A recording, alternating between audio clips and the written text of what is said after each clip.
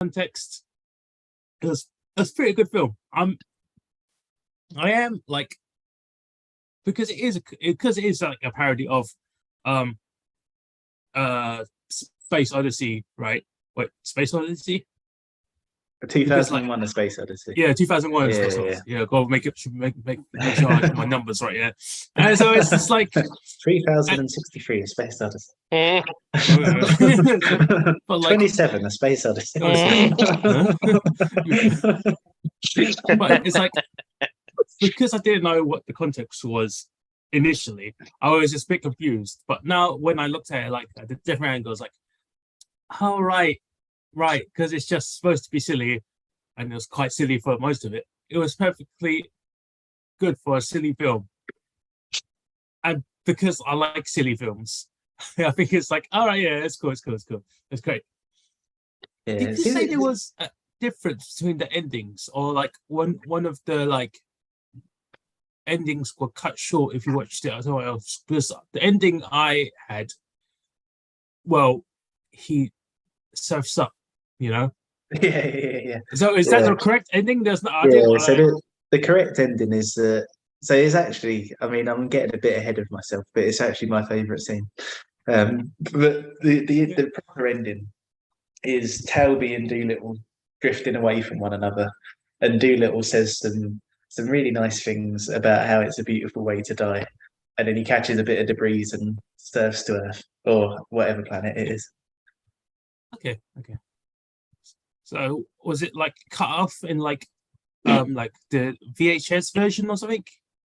Well, so on the Plex version, I don't know. I guess it's because it's like taking the lead from like Netflix and all of that kind of stuff, right? So once you get to the end, it makes the screen really small, and it gives you like options for what to view next. But it's before the credits, because there's not really any credits, right? It just says the end. So it does that like 2 minutes before the film has actually ended, assuming that there's credits that there aren't. So I see. That makes. I guess that because the computer, the program does it itself. Then, so it's not really. Which part did it cut out at?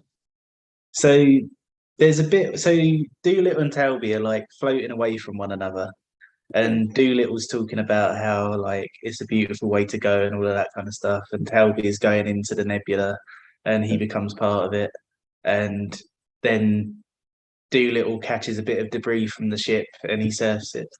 Yeah, and it's not the real end. Yeah, no. So that happens, and then you get like an end scene. But when I tried Plex, it cut out before that. Oh, mine didn't cut out. Oh, that's good at least. Unless I did something like weird, I don't know. But have you got an ad blocker? Huh? Have you got an ad blocker? I don't know. I did it on my iPad. Okay. If you got an ad blocker, then it might have like got around it somehow. Maybe my iPad or my Apple devices block a lot of stuff, so it might have been that. But yeah, I was just like, I swear I got that ending. Unless that ending is so.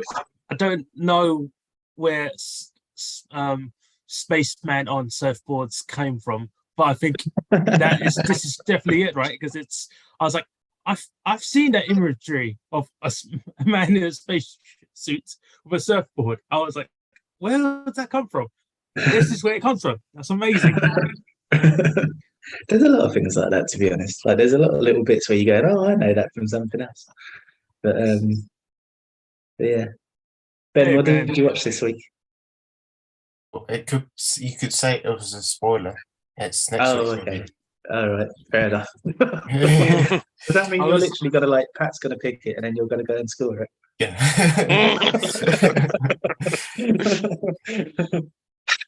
Nice. Right. Yeah, Hall of Fame, here you come, Pat. Let's see if I throw you a curveball or not. Oh, you better not. But either way, I'm glad I saw this one.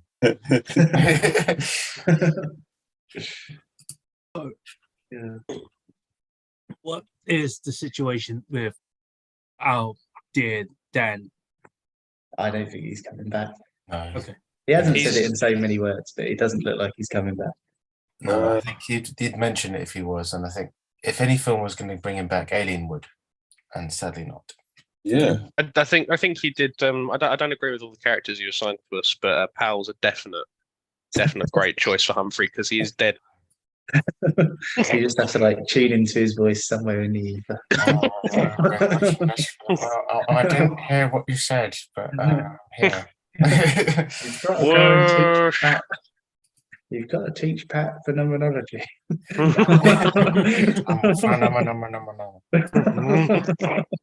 gotta say, when you said before about that alien being a beach ball, man, did that really be? I really was a beach ball. I like when I didn't watch it right until that scene. I was like, that really is just a beach ball. Yeah, that's amazing. I don't know why. Beach ball with hands. It's so good.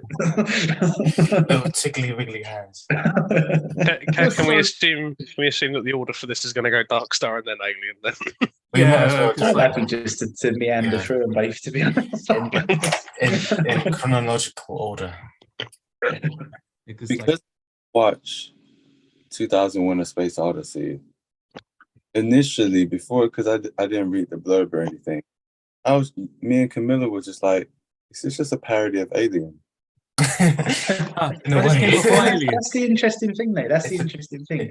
I'll go into like why I picked it now, seeing that you said that, because so like I said last week, I wanted to do like an homage to the old kind of like sci-fi A movie, B movie double bills, and I think this fit that perfectly. But there's also like there's quite a bit of like connective tissue between the two of them, because Dan O'Bannon, who played Pinback, is the writer of Dark Star, and Ridley Scott saw Dark Star and he was like, "Oh, this is hilarious! I want to get in touch with this guy." So he got in touch with Dan O'Bannon, and Dan O'Bannon was like, "Actually, I've rewritten that script. Do you want to make this film?" And that film turned out to be Alien.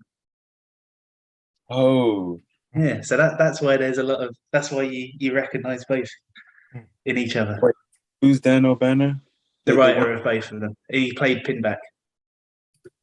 Yeah, he did. Yeah.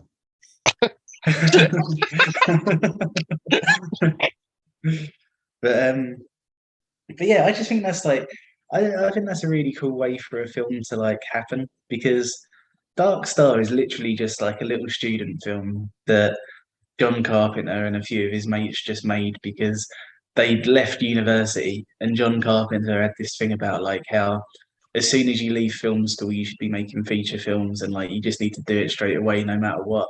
And literally just a few of them got together and made this.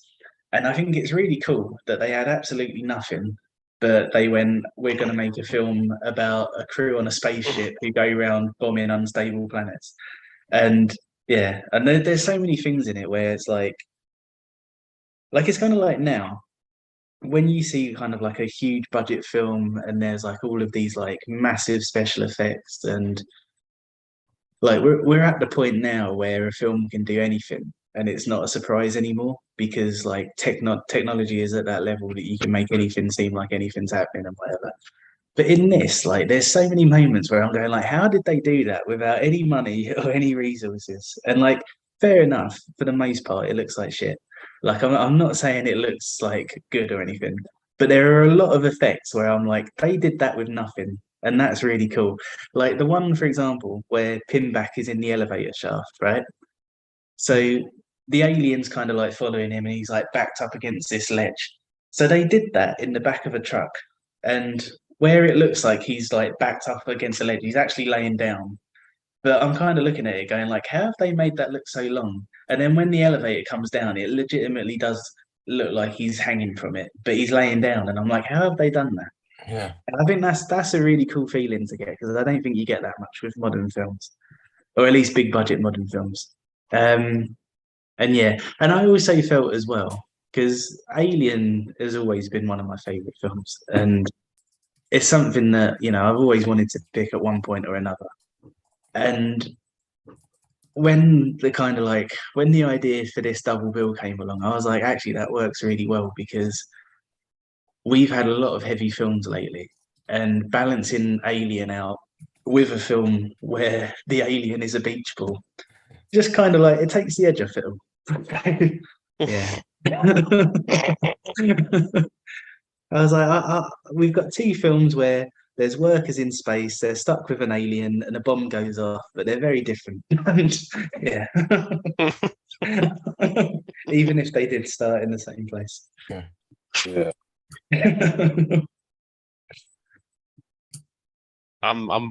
Genuinely, I'm flabbergasted at the amount of people who find it funny. I can't picture a more, I don't know, just tone deaf Yeah, but miserable find it- experience and it's got watching this so many again. stupid bits in it though. Yeah, did you not find it funny at all? Or did you not Not just one bit. I couldn't wait for But it to even be the tip over. of it. No, hated it. Same, it Alex. was, Miserable bastard. it was so good for me because I just saw the peach ball and I was like, isn't that like a very basic version of Kirby, like from Super Nintendo? And I was like, just imagining him as a pink ball, and like it got better for me because I could just imagine him just popping around the corner and going, "Hi," and I was like, yeah, that's a yeah. He even steals the broom from him and he eats the broom and he uses the broom. Yeah, he's got his like eating ability to steal skills. Yeah, that's a. It only progressively got funnier for me. And because it got funny for me, it just went, yeah, this is just so stupid. And it's so, this film, I feel like influenced a lot of things in like future sci-fi. Like, you know, when you start off and it's just got like the beginning of like that long ship, like scrolling through the screen, right? I was like, that's Star Wars, isn't it? It did it before Star Wars, you're right. Yeah. Yeah, Then afterwards, I did hyperspeed before Star Wars. Mm. then after it went hyperspeed, I was like, wait, isn't that? But and you were doing, and I was, oh, that's amazing. I was like, wow, this is a lot of more. This has influenced a lot more things than I fully expected to do. And it was, it's not okay. It's not that well made. We all agree that it's not well made, Yeah. right? Just looking at like the props and like the screws when he's trying to undo the hatch, and I'm like, that's I feel like we could do that with like we could probably make a little budget and we could probably recreate this film. That's how like that's how much like how cheap it was made. But it was so good because like as Rob you said it's like it did things that you look at it and go, how do you film that? Because again, no CGI, no budget, it just looks quite convincing. I could tell he was on the floor because the way he dropped with his hair, right, and how they kind of like flipped the camera. True, I was like, actually, yeah. but if I was like, I looked at it still, I was like, that still looks quite nice. Surprisingly, it's surprising the production value, even though it's very cheap budget, it's still quite good for a film that was made in 1979. Is what I would say. 74. Yeah. 74.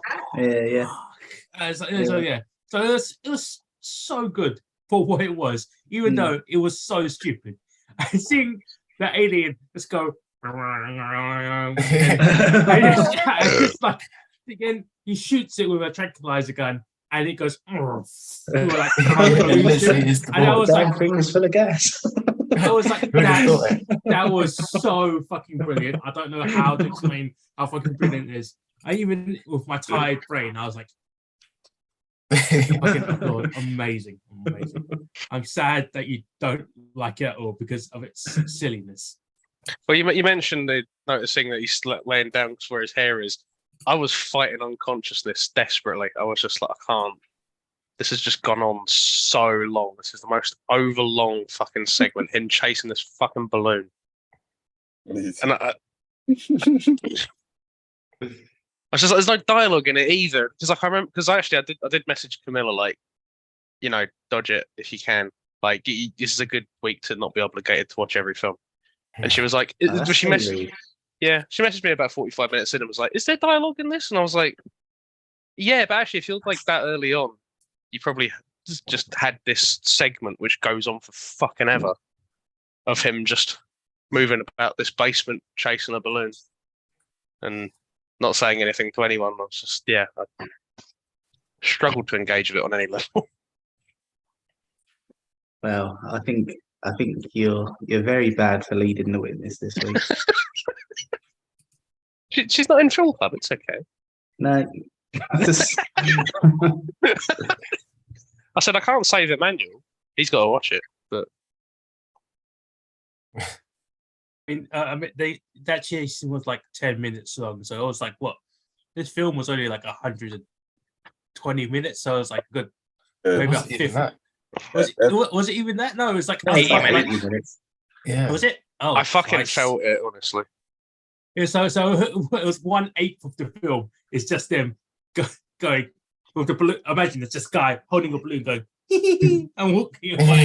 Yeah, It was just actually, like, the guy, the guy who's holding the balloon is the guy who went on to play Michael Myers. There we go. oh fuck. That's hilarious. It was just so awkward. And it was like, when I said, "Oh, it just looks like a student film," Pat was like, "Oh no, it's kind of a student film," and I was like, "Yeah, no, it feels like it. It's just Yeah, but that's like you can't like have a go at it for looking like a student film if it's a student film. no. It's just the humor thing and the comedic timing stuff and the I'm gonna put this balloon on a stick and go woo, and it's like.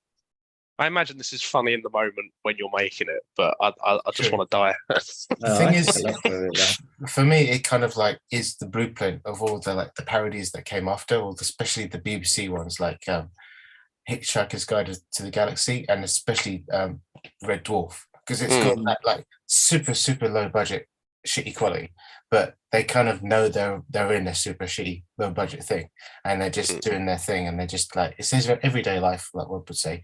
It's just we're just doing our stuff. We just want to pay the bills. We're doing this and that, and that's the vibe I got from it, because straight away it's kind of like these guys are just doing their jobs. They don't give a shit. It's so deadpan. It's so kind of like is what you see. And I think that's the Britishness of the humour coming out of it. Even if it isn't British in the slightest, it has that sort of tonality, which I think why me and Rob find it funny. And Pat. It's funny you mentioned that, because like I had a bit of a disconnect with like the opening bit, because that opening bit I recognised from Red versus Blue. Oh yeah, you said there's like a bit in Red versus Blue where they're both teams. Sorry, it's with Halo characters. Oh no, And they're both talking to the same guy. He's going like, "Hey, dude, you're doing a great job. Try to win." Yep. Okay. Over. But like the joke is that they're both talking to the same guy. But the same guy's orchestrating both teams and everything. But like the opening. Yeah. I was just saying, I remember that. That was really funny. Because this is an influence for Red versus Blue as well. But like that opening bit where he's going like, "Yeah, keep doing a good job. Try to win." We haven't got. Obviously, like, sorry to hear about that radiation leak. I know you wanted some radiation shielding, but not in the budget, I'm afraid. But keep going, good job. And I was like, in 1974, that probably was a joke. But I live in 2023 England. That's definitely not a joke. I just failed to pick that up. I was like, yeah, no. That absolutely happened. Yeah. Well, But I think that's what Ben was saying about kind of like how they're just sort of getting along with their jobs and all that kind of stuff. I think that for me is such a like I get such a comforting feeling from watching it, which is like I don't know, maybe it's kind of weird, but I think it's because you kind of like generally in sort of like space movies, like it's all about kind of like the wonder of space and like how sort of magnificent it is and all of that kind of stuff. And I love that as well. Like there's a lot of films that do that are some of my favorite films ever. But I love that in this, it's like a few guys who have been doing this for 20 years and they're doing this extraordinary thing, but they're just so like done with it. And like you've got like this like amazing sort of like opportunity, and Talby's the only one who's really like interested in any of it. And like even when Doolittle goes up and like tries to get him to spend time with the others, he's just talking about what he could have been doing on Earth rather than up there. And I don't know, like it's just like a weird feeling that like even in these situations where you could be doing something that anyone would consider to be like an amazing opportunity or whatever. Like mundanity still exists, and yeah, I don't know. I take comfort in that, and then towards the end, like I said, like that the scene that I really love where Doolittle and Talby are kind of floating away from one another, and Doolittle's talking about how sort of becoming a shooting star is such a beautiful way to die and all of that kind of stuff. I'm like, yeah, you know, you've had 20 years of mundanity in this extraordinary setting, and now at the moment where you know you kind of like this is it for you. You've found what's extraordinary about it again. I think that's really cool. I get a really nice feeling. This is very character affirming. So I was like, nah, you guys got vaporized. You showed that explosion to be really, really big. Yeah, you weren't out of the blast radius, so I don't think you got pushed back. I think you got vaporized. But that's us, isn't it? You're like, this is really nice and goes with the theme. I'm like, nah, not possible. Contrived. But yeah, I don't know. Like, there's so much about it. Like, I just think like it's a bit like I was saying during the week. It's a bit like when Emmanuel picked The Quiet Family, and you know, you got that. Like, obviously, this is a lot more rough around the edges, but I think having that kind of like sort of, you know, it's not very polished, and it's quite clearly somebody who doesn't know exactly what they're doing yet, and all that kind of stuff. Like, there's so much personality in it that I just, yeah, I don't know. I find it really kind of like sweet in one way, and I suppose aspirational in another, because it's like this guy went on to make some of the most respected films in horror, and this is where he started, and I think that's really cool. Yeah. For both of them as well, actually, for Dan O'Bannon and John Carpenter. Yeah. People want to go into. Oh, sorry. I just have a quick question. What was the opening song for the beginning of this movie? That's an original song by John Carpenter. Why is it like the space trucker version of Country Roads? I feel like when I Did you say Crunchy Roads? Country road. It's Country Roads, but it sounded like Honeycomb. yeah, but it felt like because as I was saying, like these people were literally just space truckers, just stuck inside their ship, right? Even plastering the dirty pictures all on the side of the like bunkers, which in the Apple version, if you try to watch it, it's all blurred out perfectly, and it's like, why is there a big? Oh, is it really? Yeah, because I was watching it. I was like, why is there a big blur in the background when he was pulling out the weird googly eye things? And afterwards, it was like, then when it zoomed out, it wasn't blurred. But I was like, oh, that's why it's blurred. Weird. Okay. Wait a minute. The Apple version blurs out the nudie pics. Yes, if it's too close, it's a bit. Yeah, because I was watching it and I was Fucking like, Apple need to fuck themselves, pricks. It's all about the nudie pics. What a bunch of wankers. I mean, it could be the distributors as well, but I mean, there is an age No. certificate on it as well. It's Apple. Fuck them. What There's is a the what age on it? certificate? There is an age certificate on it. What is it? Yeah, it's a PG film. Of course, they're going to blur out nudie scenes. Nah, fucking PG. coward. really? That It's a PG film? Yeah, I guess nothing so really. that's not an bad. Apple problem. That's just the certification. I No. don't think it's blurred out on the Blu-ray. I can't actually remember. I don't think it is, because I can remember what the wall looks like. Yeah. Fucking Apple. saying that, that's also, I don't know whose room is plastered with nude photos in Alien, but someone's room is. Yeah, that's true. They do as well. I think that's Brett's room because he's like one of the engineering guys, and he's he's the very old.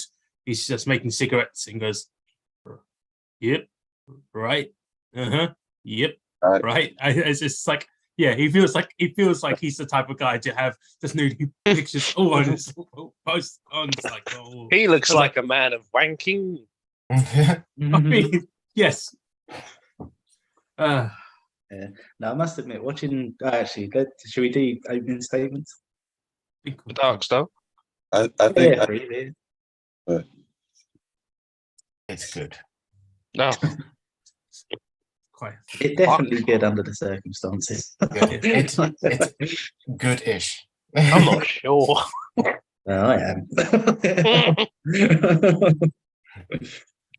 Okay, opening statements for Dark Star. We've got why Rob picked it. We've got it good from Ben. We've got I fucking hate it. Let's hear from someone else. I at mine. Yeah, same here. I was like, Beach Ball is just Kirby. It's amazing. How about you, Pat? So, are we doing it for both films or just Dark Star first? Let's do Dark Stars first, I suppose. Yeah. Oh, We'll okay. do the opening statements from the chest that the alien burst from. So, Dark Star was a sort of a film I wanted to see for ages, but I knew Rob was picking it for quite some time, so I sort of put myself off from sort of watching it, so I can have my first experience during film club.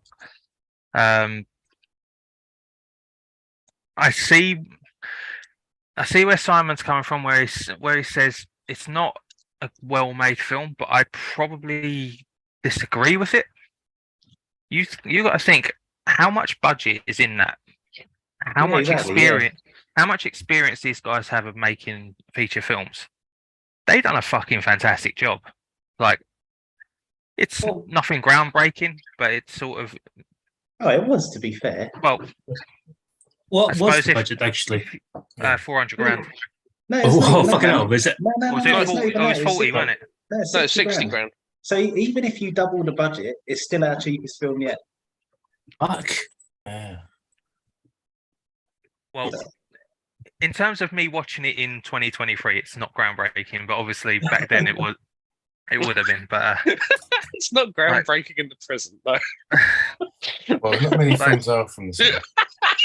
for me, when you consider like some of the sci-fis that come afterwards, like it's a ridiculous film, but in such a good way. Like I found it so funny from beginning to end. Like the whole finding out that the alien was a beach ball. The beach ball tickling pin back was I messaged Ben and Rob. I was in absolute hysterics watching that. And then even towards the end of the film, with the scenes with the bomb, and the bomb just completely reminded me of John. It just sort of ticks every box for me. Like it was so funny. I think it was well made. I do see that, to be fair. It's the bit later on when where Pinback tries to order it again, and he's like, "No, you're a full slater." That's a John line. But I can't blame the bomb. That bomb was his purpose was to explode. He gets told twice. It's like, okay, you've got to go explode now. Oh wait, no, it's a false. You've told me twice that I need to do my job, but I can't do my job. I don't blame bomb number 20 for being that pissed off. Going, you know what? Fuck it. I am light. Yeah, it's like, I do yeah. love that bit. I mean, obviously, like the bit where Doolittle is teaching him phenomenology is really great. But I love the bit where it's the second time that he gets ordered to stop, and he's it's like, "Okay, but this is the last time." That's a John. You told me this. Well, now I'm not doing it. What else I quite liked about it was they managed to make this film without a single actor. Like everyone Yeah, else it's has got true. like everyone else is like a writer or does something else. Yeah, I see. Like this is their only sort of main movie credit as an actor. So like I thought they did pretty well where that was concerned. And sort of just I was about to shows- say more of those because that really helped me with the recurring actors list. Just came like, oh, Dark Star, fucking nobody. Great. No, I thought it was a fantastic film for what it was, and it's a shame you don't really get too many of them now. I do kind of like love how it's gone down in a way, because I think Pat was the first to watch it in the week, and I think Ben was the second to watch it. And so I had my scores in, and I was like, "Do you know what? I don't care if everyone else gives this all ones. I love it." And then Pat was like, "Oh, awesome pick, man! I loved it." And I was like, "Yes, here we go." And then Ben said similar, and I was like, "Here we go." And then Alex scored it, and I was like, "No, it's going both ways. It's not going one." But I did tell you that once I'd seen it, I was like, Alec is gonna hate this. I'd actually It seen it ticks. before. It ticks every box that Alec doesn't like. Yeah, literally. Yeah, terrible. No, because my dad wanted me to watch it, and he was like, "Yeah, watch Dark Star." Hang on. There was one. We watched something because it was in reaction to something else we watched. Dad said, "Oh, you need to watch Dark Star," and I watched it on YouTube, and I was like, he was like, "You should pick it for film club," and I was like, I'm not picking this ever. God damn, this was such a boring fucking shit film. I don't understand the boring part of it. This film could be anything except boring, and I don't understand the tone deaf criticism that you have for it either. It's so fucking long. So many segments just went It on was 80 minutes. ever. I know. But 20 minutes of it was him fucking walking around an elevator shaft and dangling off the bottom of an elevator. That was And one it's of the like- funniest parts. And it's like, he's still going. He's still going. I was like, yes, he's still going. He's like, his legs are still going. I'm like, yes, his legs are still going. And he's like, isn't this funny? And I'm like, oh, it wasn't funny 20 minutes ago, and it's still lacking in humor here. I'm not getting it. I get he's fucking dangling. I understand. Fair enough. Wow. Between me going, how does it look like he's dangling, and laughing, I had a great time. I wouldn't have wanted anything else. I was just sitting there going, like, hope he dies. I really hope he dies just so this can be over. I kind of hope they give it a rerun in the cinemas. I'll go to watch it in the cinema. Oh, fuck Oh, me. To be fair, if we go to the Prince Charles cinema, we can write it on their wall, and then that means they'll consider it. You know what? Actually, I do want to mention, Emmanuel. This actually did influence something that you like as well, because I kept hearing Pinback and going, "Hang on a minute, isn't it supposed to be Pinbacker?" Because that's what the guy from Sunshine is named after. He's named after this. Yeah, Emmanuel. So your one for impact should be higher.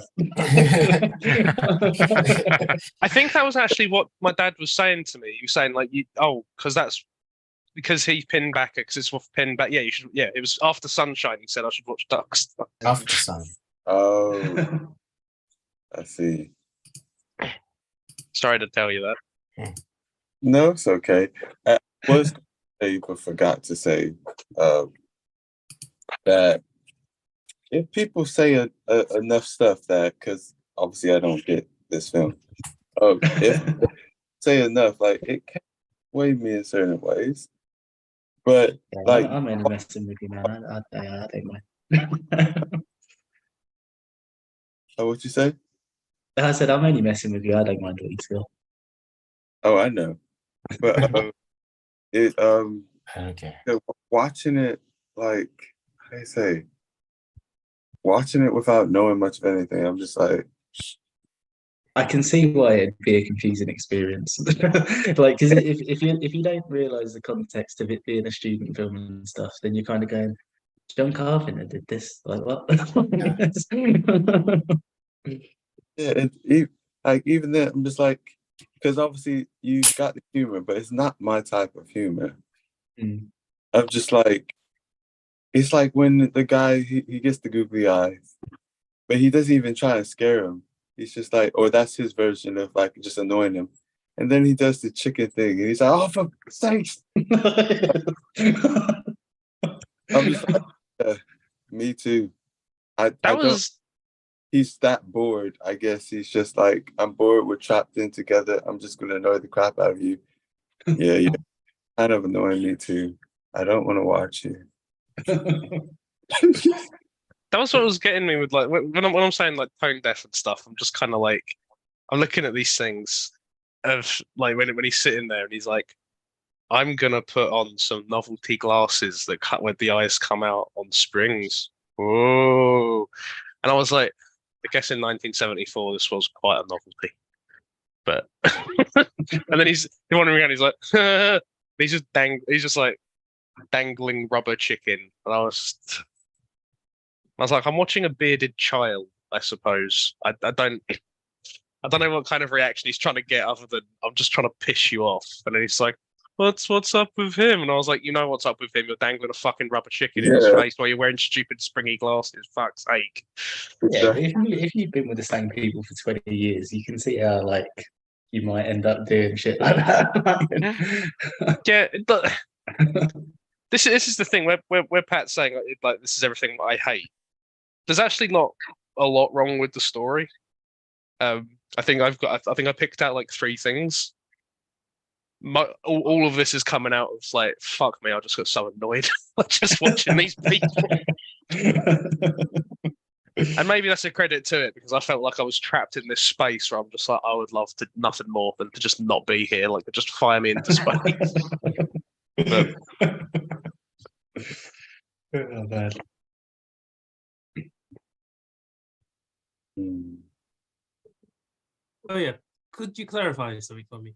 I don't know if it was just Pinback himself who said it to like Doolittle, but like they said they've been on this mission for 20 years, right? Yeah. But they've only aged 3 years. I didn't. I mean, I don't know if I've misheard that as like a quote in a line or something. But I was like, I heard that, I got really confused. Is there like an explanation Yeah. for that? So there's science behind it, but I don't understand it. Like it's so it's similar to the International Space Station, but obviously it's on a bigger scale because they're further away. But basically, the guys on the International Space Station. So I think maybe I don't know how long they go up there for at a time, but they're up there for a few years at a time. And by the time that they come back to Earth, they're like a week younger than they would have been if they didn't go to the International Space Station or something like that. I don't know what the exact figures are, but because they're not on Earth, they age slower, basically. And the further out you go, the slower you age. I have no idea why, but it's a thing That's a somehow. scientific thing. Okay. Yeah, There's Okay. no like sleeping in like obviously in Alien they go under status and they don't Yeah. age because they're asleep. Mm. So is that in Yeah. this maybe But- when they sleep they don't age? I don't You know. know what? This is a good use for Chat GPT. I'm going to ask it to explain it to me like I'm 5. Okay, because like I was no. thinking, Like I was thinking of like the alien thing. It's like, oh, maybe there's like a stasis pod, but like I looked at it, it's like they definitely don't have like stasis pods. They would have like they would probably have set up like a bunk bed and added some ice cubes if it Yeah. was like a budget. Well, that's the because thing. of the- It's only really Humphrey's character that's in status. Yeah. Sort of like in real life. Yeah. They did use an ice cube tray illuminated from below as a keyboard. There. Oh, I was going to say actually on that point, Emmanuel, he did. Your character in this film, I forgot his name. When he goes out and to check the laser of the bomb or whatever it is, and his astronaut suit is basically like a baking tray with this like Yorkshire pudding Yeah. tray things on it.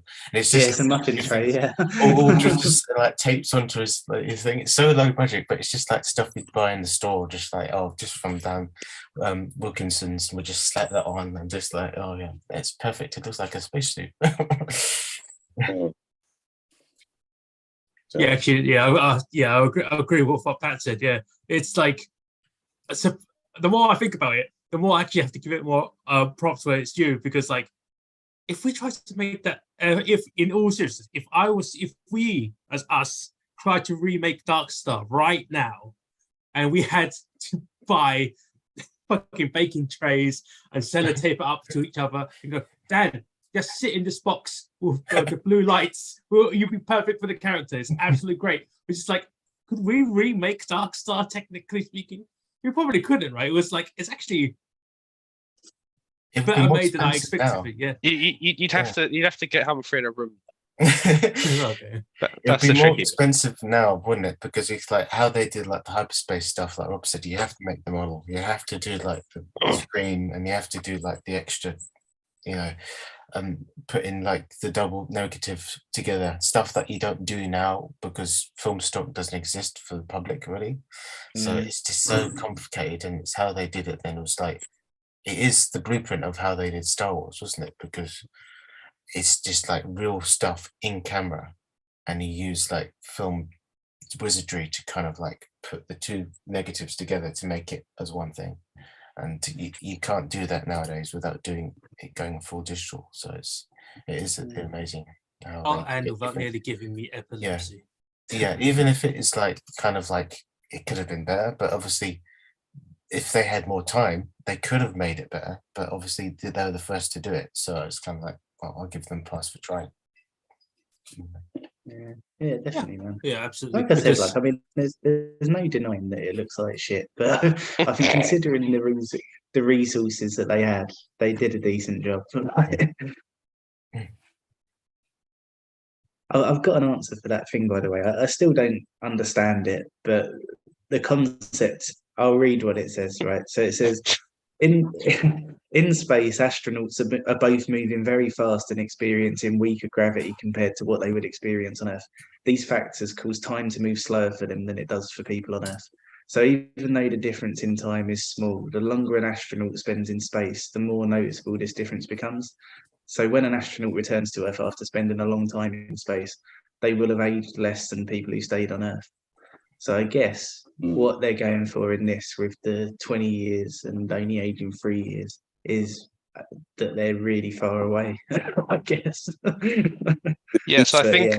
I think exact- aging has something to do with like exposure to gravity, so that's why old people Yeah. generally have droopy noses and ears and shit like that. It's like their skin, their skin is kind of like cracking under the pressure of prolonged exposure to like our gravity.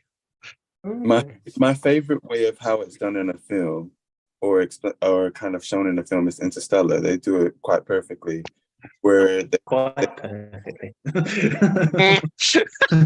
Quite perfectly. 60% perfectly. The gravity at the place is very different, so time does move very differently there. It's just like how time moves differently the closer you get to a black hole, theoretically. And whoops it. So it would make sense that the effect of gravity on yourself would affect how your body basically experiences time.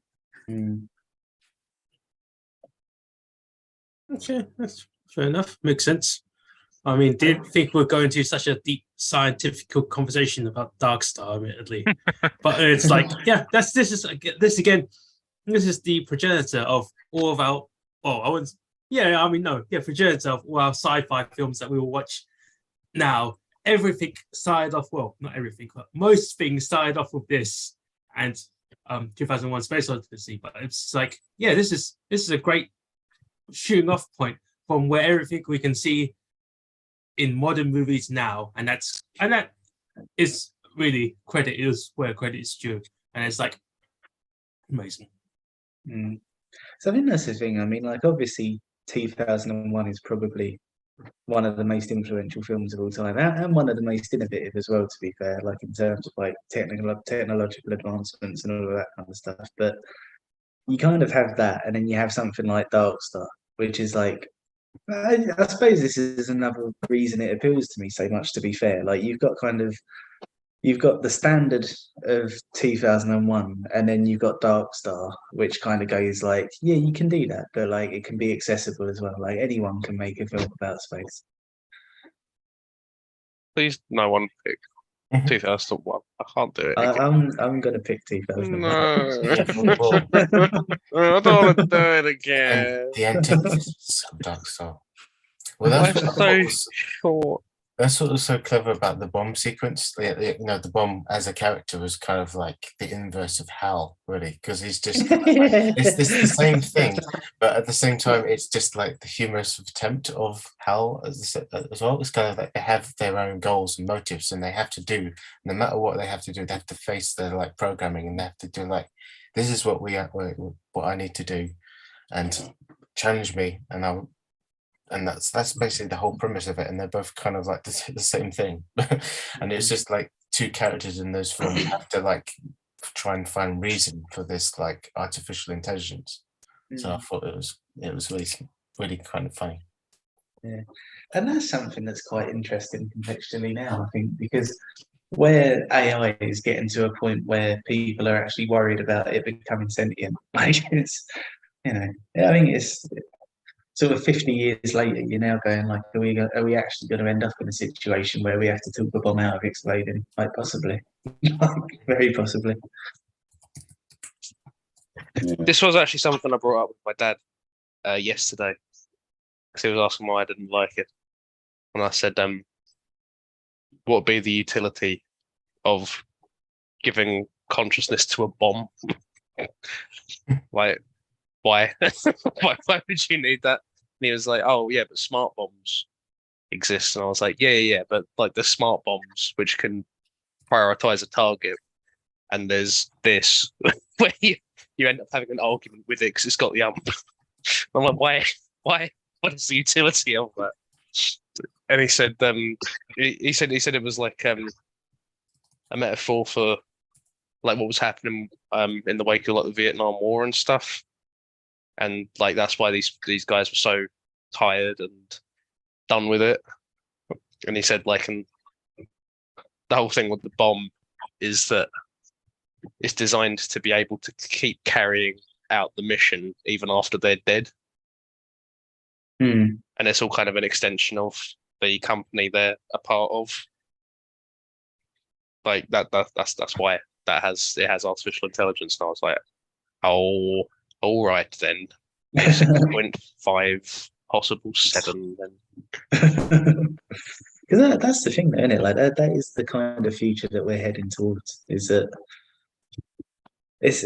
I don't know. I mean, you know, obviously, Elon Musk will do it. He'll just go, was gonna say, I've made a bomb sentient. They're gone, why? And he'll go, and that's Dunno. the scarier thing as well, though, right? Because like obviously, like at a base level, war is bad. Like you don't want wars. Like fine, but you know that future wars are going to be fought by like AI bombs and shit, so that they don't have to pay soldiers. Like it's yeah. Like we're not far off it.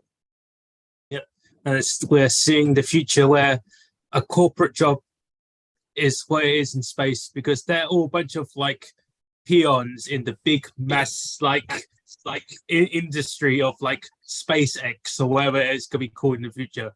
And they're in space, they're one of the coolest possible things that you could possibly do, and they're like magazine. And it's like that's like yeah, that's just that's sad. That's some sad business, because it's just like, wow, even one of the coolest things, exploring space, is now a shitty corporate job, and that's slightly depressing. That's quite depressing. Yeah, that's really depressing.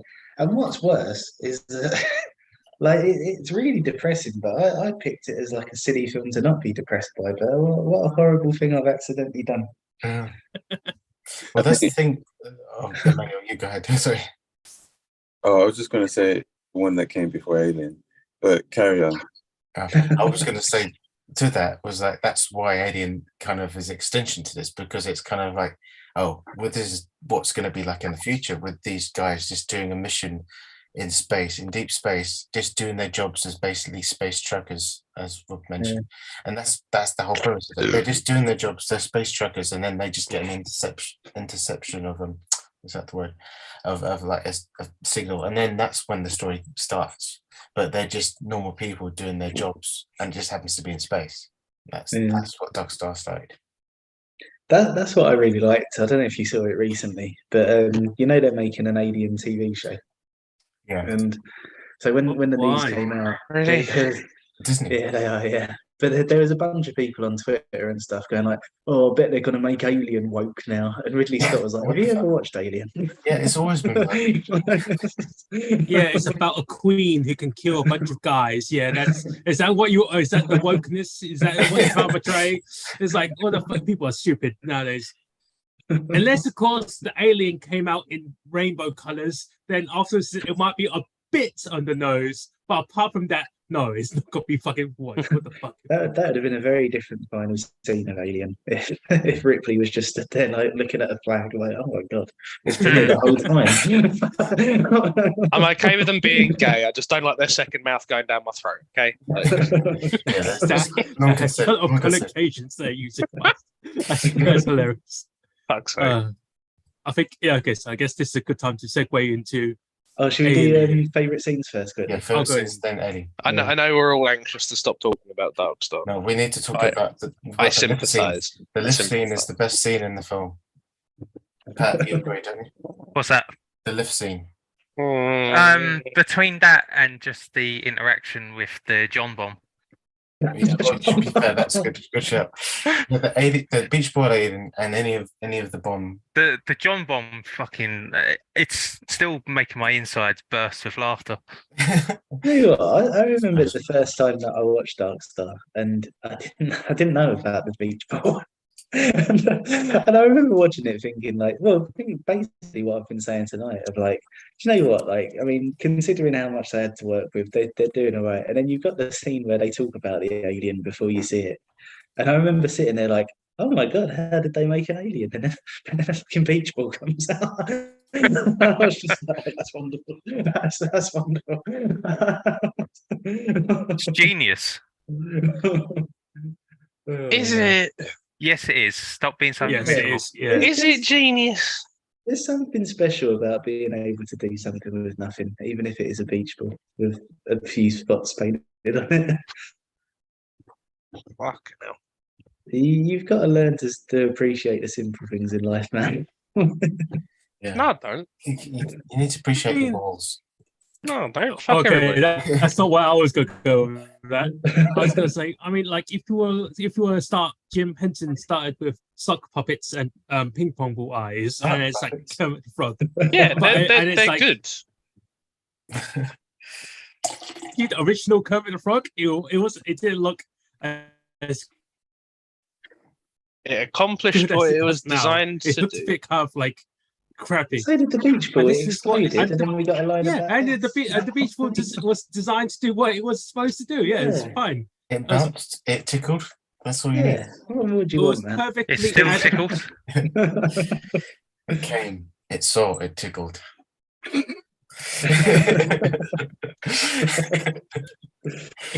It was Oh, perfectly man. adequate for what it was. And This that was film just a bit. hurts me. Ah, that's good. That's good. Oh, man. No. I can't remember what someone said though now, but there was a part in Alien where obviously I'm just to the part where someone was saying where they were cussing the bomb, and in Alien she cusses Mother Mm. that is staring at it while running away. Oh, that's yeah, kind of like in Dark Star, but that was a bit different. But feels like a reference. And then, yeah. Some would say very. Huh? Hmm? Hmm? I said some would say very different. An Alien, it was really good. If I had to pick a favorite scene,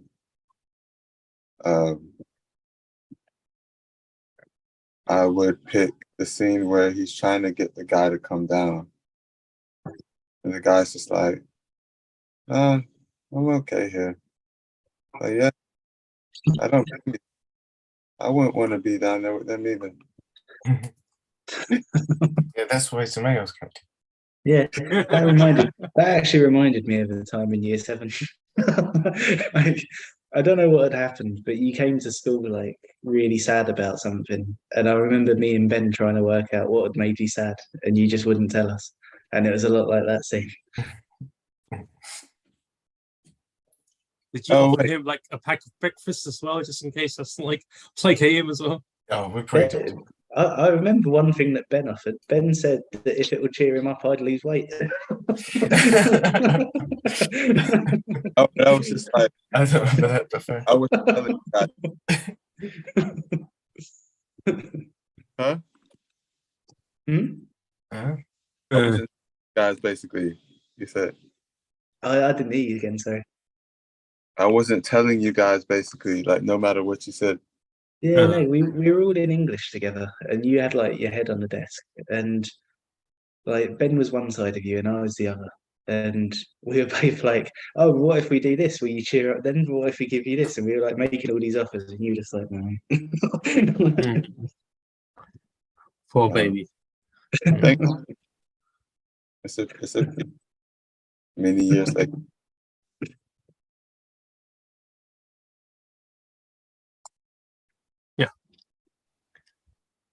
Wait, did I do my favorite scenes?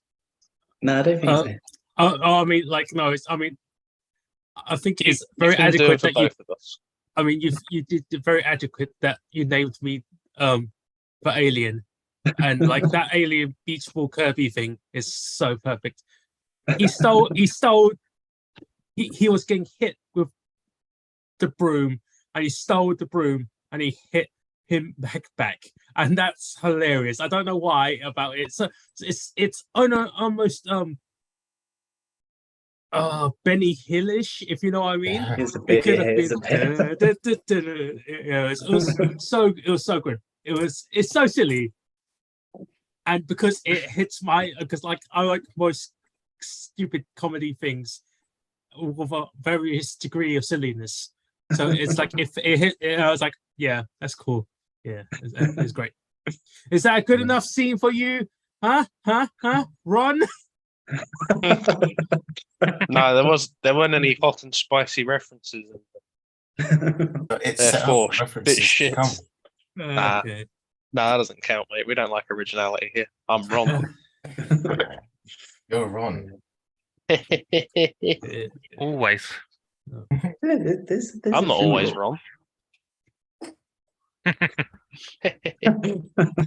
Okay. Yeah, there's a few that I'd quite happily call my favourite, to be honest. Like, I think the one that takes it is the end. Like, I do love that thing about like becoming a shooting star and all of that. Like, but yeah, the talking to the bomb scene is great, I think. And yeah, I just I love that whole thing. Just like the concept of having to talk a bomb out of it and explaining the concept of phenomenology so well that it decides that it needs to carry out its only purpose in life because it's the only thing that exists. I think that's great. I also actually really like the very start, like when you hear Benson, Arizona. I just think it's a really sweet song, and them all just like going along in space to it, I think is a really nice thing. Yeah, I love it, and I'm glad it's part of Film Club now. You grimace all you want, man. Thank you. I will. Good. I raised my score a bit. Have a look. Okay, I think that's a respectable score. This is one of those where objectivity bites me in the arse a little bit because I'm like, I really wish this was lower, but it's not that bad. I was surprised when my score was low.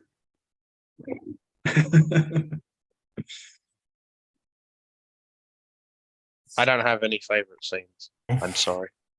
That's all right, man. I would That if I never saw this again, I'd be so happy, Okay. and not just because of the little saga I had to do with Apple TV. Rob, pick it in 5 years' time. Happily, Motherfucker. happily. I TV. mean, I have films that I need to do for Apple TV, so I'm kind of like in this. It's So do I. No, we're not doing Apple TV anymore. No. Fuck Apple TV. I did well, do- technically, it's also free on YouTube, but it's like it has no subtitles, so that's the only problem. I think the YouTube one is the director's cut as well, which is like 10 minutes shorter. Oh, really? I think Yeah. so. Yeah. Alec, why did you watch it on YouTube? Because he doesn't know how to work Apple TV. Basically, Yeah. Yeah. But I why went to didn't go and find it on Apple TV on my computer, and then it went, "We don't have this movie," and I was like, "Oh, I don't want to spend money on it then." So I set up a free trial instead, and then I put it on my TV, And then I went because Pat very helpfully directed me to the TV app of it, which is where you find it. Because if you go to search it on your computer, it doesn't like acknowledge it. Even when you go and search it on Google, you go, hey, where do I watch Dark Star? And it goes, you can watch it on Apple TV. And you get a page saying, here it is on Apple TV. And you go into that, and then it goes, watch now. And you press the button and nothing happens. And you press the button and nothing happens. And you press the button again and again and again and again and again and nothing happens. So I did it through the app. And then the app went, lovely. Here's how to watch. And it goes, you've got to download the Apple TV app onto your computer and then buy it through that. And then you can watch it on your TV. And I went, okay. And I went to download it. And it said, you can't download it onto this because it's not an iPod or an iPhone or an iPad. So I was like, cool. I'm going to just fucking delete this then. So I went to go and unsubscribe from it. And then if you want to unsubscribe from it, you have to get you can find like this thing on iTunes. So I was like, fine. So I went and downloaded iTunes to go on it. And then it went, you got to sign into iTunes to access this. And I went, okay. And I put my account in and it went, nah, not on here. You got to sign it into appleid.apple.com. I went, so I went on my thing and I put in appleid.apple.com and then it took me to a broken domain. And it went, nah, I don't know what you're talking about. And I was like, brilliant. So I went into my emails and I went, can I unsubscribe from this? And it went, oh, yeah, here you go. And it put me onto a loading screen, which 20 minutes later was still a loading screen. And I went, cool. So I came out of that and it went, do you want to, yeah, you can get Apple support here if you like. And I went, great. And I clicked onto it and it went, do you want to cancel? And I went, yes, please. And it took me to that loading screen. But again, so I was still waiting for another 20 minutes of it just being a loading screen. And I went, lovely. So I went on my phone to do it and it went, and I did the first link and it took me back to that loading screen. And I did the second link and it went, oh, here you go, you can sign in. And I went, brilliant. And I put my thing in and it went, sorry, you can't access it unless you have a phone of iOS 12 or more. And I was like, oh, so I need to go and buy an iPhone, basically. I need to buy an iPhone so I can cancel the subscription that I don't All right, you want. might as well get the popcorn out right now. Okay, it's just this is I feel like Alec lived Dark Star with Apple. yeah, I pretty did. much. It was this That's pretty annoying much it. fucking beach ball that wouldn't fuck up. The thing is, I can, That's brilliant. I was just going to say, I can access all that on my laptop and I've just got a standard HP. And then it went on my phone. You can get onto it if you download Apple Music. So I downloaded Apple Music and it gave me no option to unsubscribe from that either. But very helpfully, it did say, we can do a free trial from Apple Music. And I was like, I don't fucking want a trial with Apple fucking Music. I want to disconnect my fucking subscription for Apple TV fucking V, please. No, you can't do that. I eventually figured out how to do it through the TV. So I'm no longer subscribed to Apple TV because it's a piece of shit run by dickheads. But I spent about a fucking hour doing this. And I still didn't watch Dark Star. I got it on Dailymotion instead. I'm I sorry. find this all really weird, man, because I use Apple TV on my Fire Stick. I don't think I've ever logged in on my iPhone. Yes. Don't know. I've done my Android Yeah, TV. I was. I mean, that's the one reason why it Alec. took so long to watch Dark Star because it's only on my phone. Because This is Wagamama all over again. Oh, yeah. The thing is, like, Yes. you didn't refer back to it when I was asking you the other night. Do you still have your PS4? Yeah. Why didn't you just try log in from that? Because there's an Apple TV app on there. Yeah. You wouldn't have had any of this problem. Oh, as if I wanted more devices linked up to Apple. Fuck them. Yeah, but if you I do mean, it it first- would have made your life a hell of a lot easier. Would it? Yeah, it would have. No, because I think it might have linked me to a different app, which led me to a different app, which led me to a different app, which led me to a different app, which led me to another broken domain where I can't unsubscribe. You're So like- I think I might have just left it. his enjoyments got dropped because of this fucking like ordeal and trials that he had to go through just to watch this film. Well, maybe it'll be easy for you next time when me and Simon pick films from Apple TV. I'm not Yeah. doing it. No. My film is on YouTube, but just no subtitles. Just learn Wait, so another language. We've Just got learn, to, learn another language. It'd be easier. just like Yeah. phone you and you can translate in real time. Yeah, probably. You know what? Learning Mandarin is actually easier than trying to unsubscribe from Apple TV. And I say that without having ever tried learning Mandarin. I just okay. know it's easier to do. Sorry, the reason I was asking, I'm sorry you went through all that. Me too. I was trying to ask, or I was wondering, why did you not watch it on Plex? Because when I searched on Google, it gave me two options, Apple TV and Plex, and it said it's free on Plex. And I was just like, all right, I went to Plex, downloaded the app, watched it. Because Plex it's just streaming free on demand. That's why I also like, did I share it at the time I was sharing? It was obviously quite late when I watched it. But I was just like, oh, nice, it's free as well. I don't have to pay for this movie. I think where I'd got annoyed the first night of trying to do it, I just found it on Daily Motion and I knew it worked. Cool. I didn't know, like, the last time I've been on Daily Motion is a very long time ago. Yeah. Yeah. Sorry about that. Everyone is on the well, whatever this is streaming to. All right, yeah. Well, where everyone is bowing down to our YouTube overlords. Okay, so back to the point. Will we go transition to Alien, or will we go do a bit more Darkstar? No, we can go over to Alien if you guys want. Mm. Fucking dark stuff.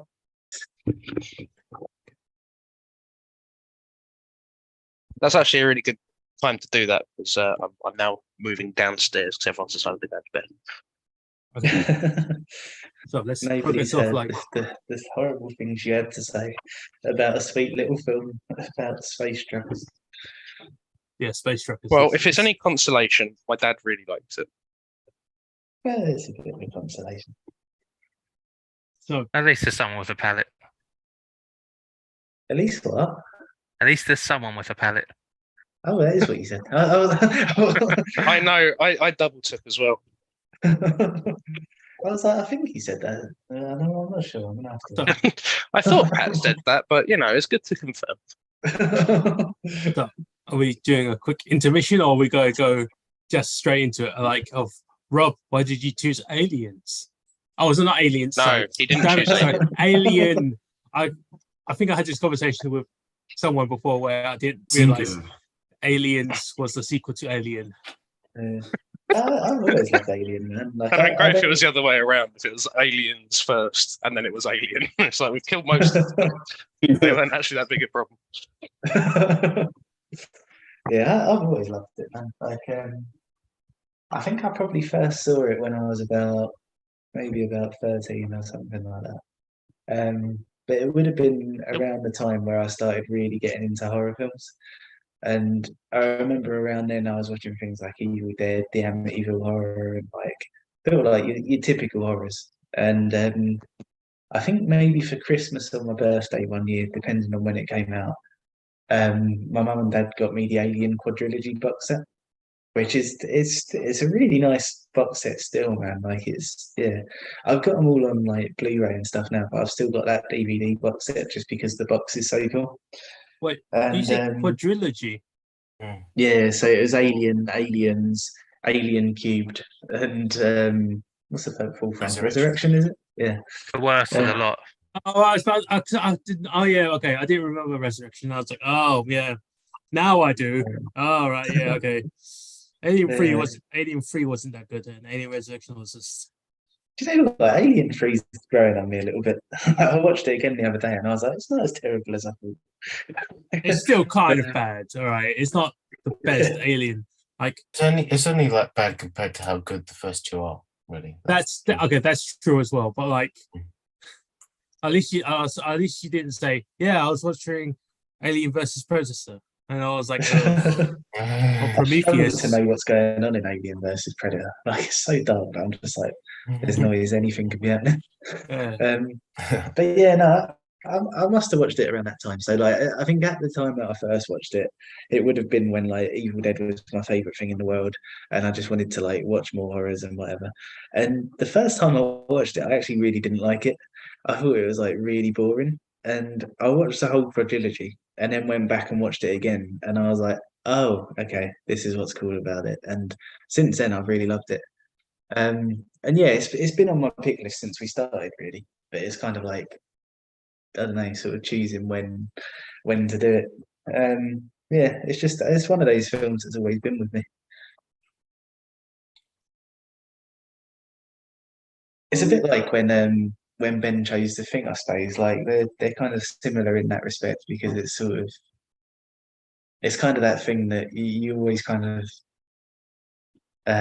associate with like an exciting memory because you probably watched it when you was a bit too young to watch it, and it was like this really exciting thing. Like I always remember this and The Exorcist. I remember going to like the blockbusters that used to be at Andrew's Corner, and there was just something about like the cover of Alien and the cover of Exorcist. There was always like these two DVDs that I'd always see in there, and they'd always be the two that like I wasn't old enough to buy them yet, so I would have to get like an older cousin or like somebody to come and get it for me. So they was kind of like they were just sort of like these things where every time I went in, I'd be like, oh, that's like, I guess it's almost like seeing a porno mag on a shelf, right? Like it's kind of like that thing where it's like it's kind of out of reach, but like if you wanted to chance it, you could get it, and like there's I don't know, there's a bit of excitement to it because of that. Um, yeah, yeah, I don't know. I get a lot of good memories from Alien.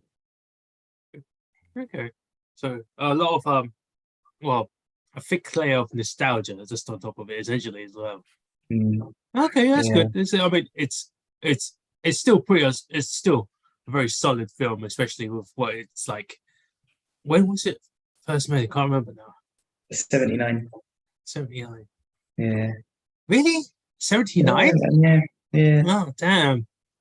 It's because it's still the lighting and the effects and like the the actual physical like special effects still hold up quite well actually, even in like modern day times, even with like because none of it is really CG. Oh, I mean, explosion aside, because then again, it's an explosion. You can't really make practical effects with physical. Well, you could, but like not for a space station. You know, it's just silliness. But like all of those are like real physical, like practical effects, and all of that was like filmed in like a lot of that. A lot of Alien was filmed in the UK, from what I understand, because a lot of like it was filmed in that place that I know that's on like the on Northern Line now. What is it called? The Battersea Power Station. That's it. Because like all that like that used to be like all like old construction yards, and everyone went, I just think we don't even need to fix it up. It kind of looks like an interior of a spaceship. You just need to add some like backlights and some paneling. Perfect. Just like make him run through like in that like air duct, and it'll be fine. It's great. And I was like, oh yeah, that's some practical effects, and still because practical effects, as we all agree, are much better than just CGI effects, and because they hold up timelessly, and it still is quite timeless and still so good to see. Yeah, that's the thing. I don't think you could have a film like Alien now, as demonstrated by them trying to make several aliens since and not quite doing it. But yeah, like the thing that I love most about it is just like there's just a constant sense of dread. Like as soon as you know that there's something not right, and I think you get that quite early. As soon as you know there's something not right, for me personally, I'm spending the whole 2 hours going like, oh man, this is so uncomfortable. And yeah, it's not really something that you get too much of now because the temptation is to do like loads of jump scares and like make it an experience that people are going to come out and like go on Instagram and whatever and go like, oh, I shit myself, look here in my pants. And yeah, like you don't really get that with Alien. Like it's just like pure tension. And yeah, The things I with really Alien, love. Hmm? I think the thing with Alien as well, like that they don't kind of get these days is it's just one. You can't just have just one thing now. You have to have 1,000 things for it to be as like scary, I guess, is like the thought now. Whereas it's just kind of like, no, it's a face hugger, and it becomes a chest burst thing, and then it grows into an alien. And it's like it's just one alien in this big fucking ship, and that's got so much potential for just fear. But like modern movies don't understand that anymore. They have there has to be there's a billion aliens on this big ship, and it's like yeah, okay, it's not. Wait, I wouldn't quite agree with that. There's only like one there's only one scary clown, you know. So I wouldn't say it has to always be like a lot of things, because it really depends on who is like what the story is and who the director is. Obviously, of course, if it's lots of things, it can be like more marketable because everyone is very used to, I'll say, zombie films now, and because it's lots of like smaller things, and it becomes like a horde or a gaggle of crazy weird monsters. It's usually more scarier than just the one thing. But like a one thing or an it is very scary in itself. It just has to be with a smaller crowd of people, because even at the beginning of Alien, it literally said, "Yeah, it's the big ship with a crew members of seven people." That's about it. And it's like, all right, yeah, let's focus on these 7 people, and so it's perfectly fine. If it's like a whole like ship full of actual, like it was like run like a city, obviously one alien is not that scary comparatively, but like, you know, it's just like it's the framing network on it, I guess, is how it's gonna be different for it.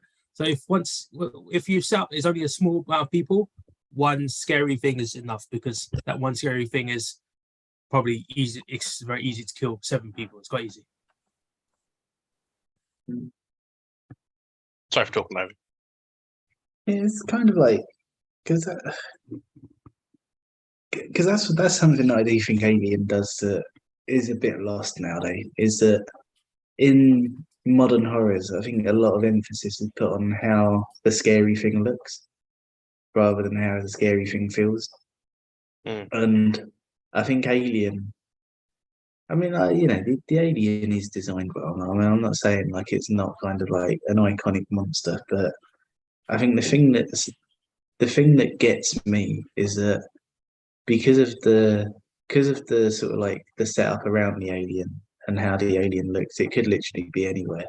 But even before that, the scene with the face hugger, where they cut into it and then its blood like burns through the floor.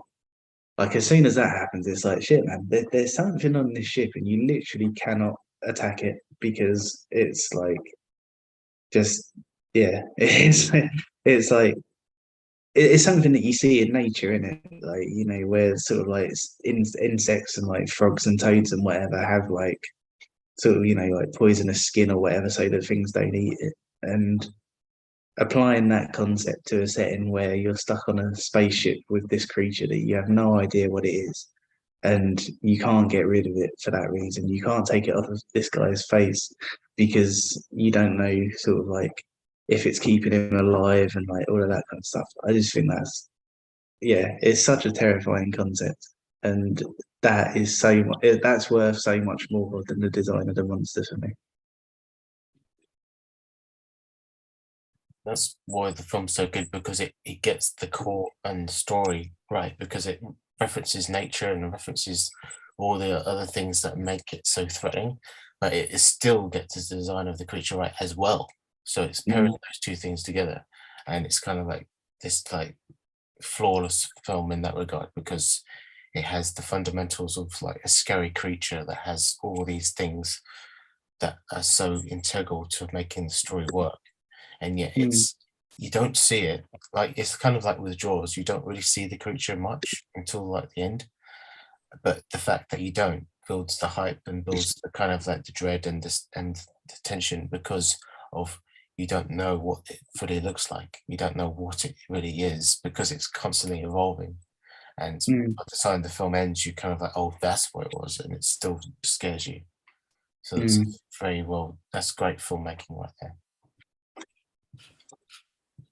And you know, it's kind of nice as well that it does sort of have a definitive end, even though it's gone on to like spawn so many sequels. Like that's another thing, is that I guess this was kind of, it wasn't before horror franchises were a thing. Like they still existed, but I think it was before everything was geared towards let's hope this works so that we can expand on this bit that we've left at the end of this film. Like it's literally, it's just a self-contained story, and you can take the rest of it or leave it. I think as well, it's just like the simplicity of it. I think someone described it to me once as like the horror isn't necessarily the alien. The horror is that the company is willing to sacrifice everyone who's worked for them to get hold of it. Mm. And it's like, yeah, that's the freaky bit. And it's like, yeah, the alien is scary, like by itself, but also just kind of like the callousness of it that you get through like Ash and that. And that's again something that gets lost in the sequels. Yeah, it's exactly the same as Jaws again, isn't it? Because it's like I think because I used to hate Jaws, right? And I just remembered all the Jaws sequels. Yeah. yeah, I used to when I was young, I used to hate Jaws because I remember watching it. It was again at the time when I was like getting into horror, and I like just wanted to watch more and more horror films. And Jaws is always spoken about as one of the best horrors ever. And I remember watching it on that basis. And I remember going into it thinking like, this is one of the best monster movies ever made. And then you get like maybe 3 or 4 shots to the shark, and then that's it. And as like a 13-year-old, I was like, that was pointless. Like that wasn't scary at all.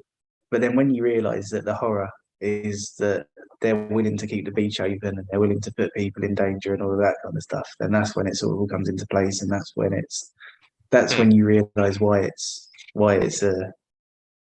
it's considered what it is. Yeah, it is exactly the same with this, because like like there's like maybe there's like 2 jump scares and one of them's the cat. A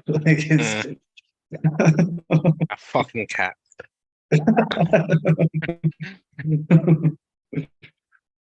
To be fair, I would hate to be trapped on a spaceship with a hostile cat. Yeah, but you say like, I mean, cats are quite vicious. I'm surprised. I'm like, I guess that alien was very lucky that the cat wasn't in the dining room, because I feel like that cat would have fucking killed that alien in its form. With birds out chest, the cat would have went meow, bang, and killed the cat. I was like, yeah, that is exactly, exactly. You see how cats can get really violent. But if I was Ripley, that cat would have stayed on that ship. I'm not fucking Alex character. Then I'm not fucking looking. Oh God! It's just. I need to go and find this stupid mammal that fucking hides from me, scares me, fucking hisses at me. I'm gonna put 2 other people at risk to secure. Like I'm gonna abandon our like escape route to fucking go and get this cat. I'm just like, fuck you.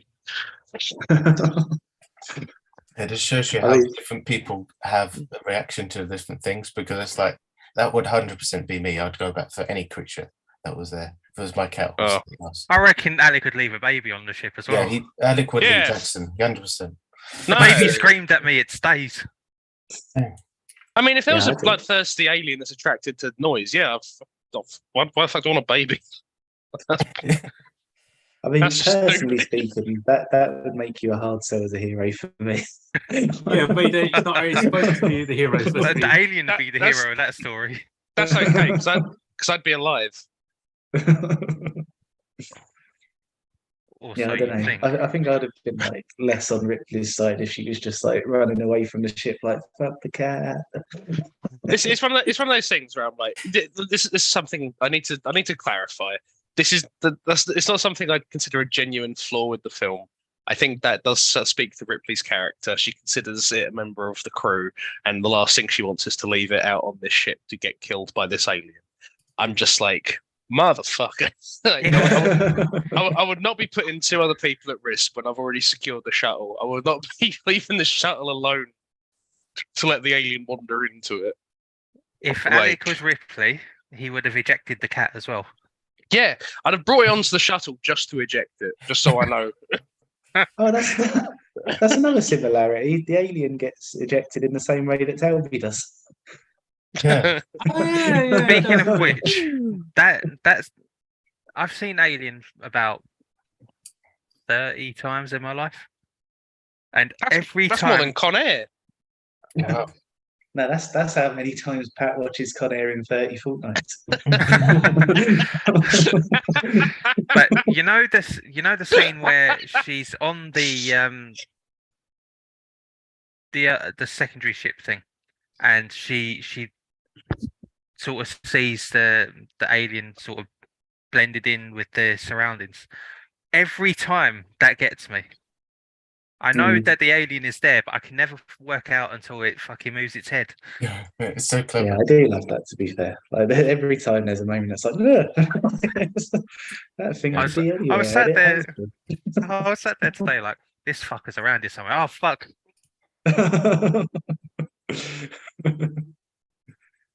Yeah, I don't know. It's a really like it's a really interesting thing to think about. I think because once we do get to the point in future when we're like sort of going to other planets and stuff and like mining for stuff, it probably will be a point where there's another life form that we discover and people are put into like immense danger in order for us to find out a bit more about it.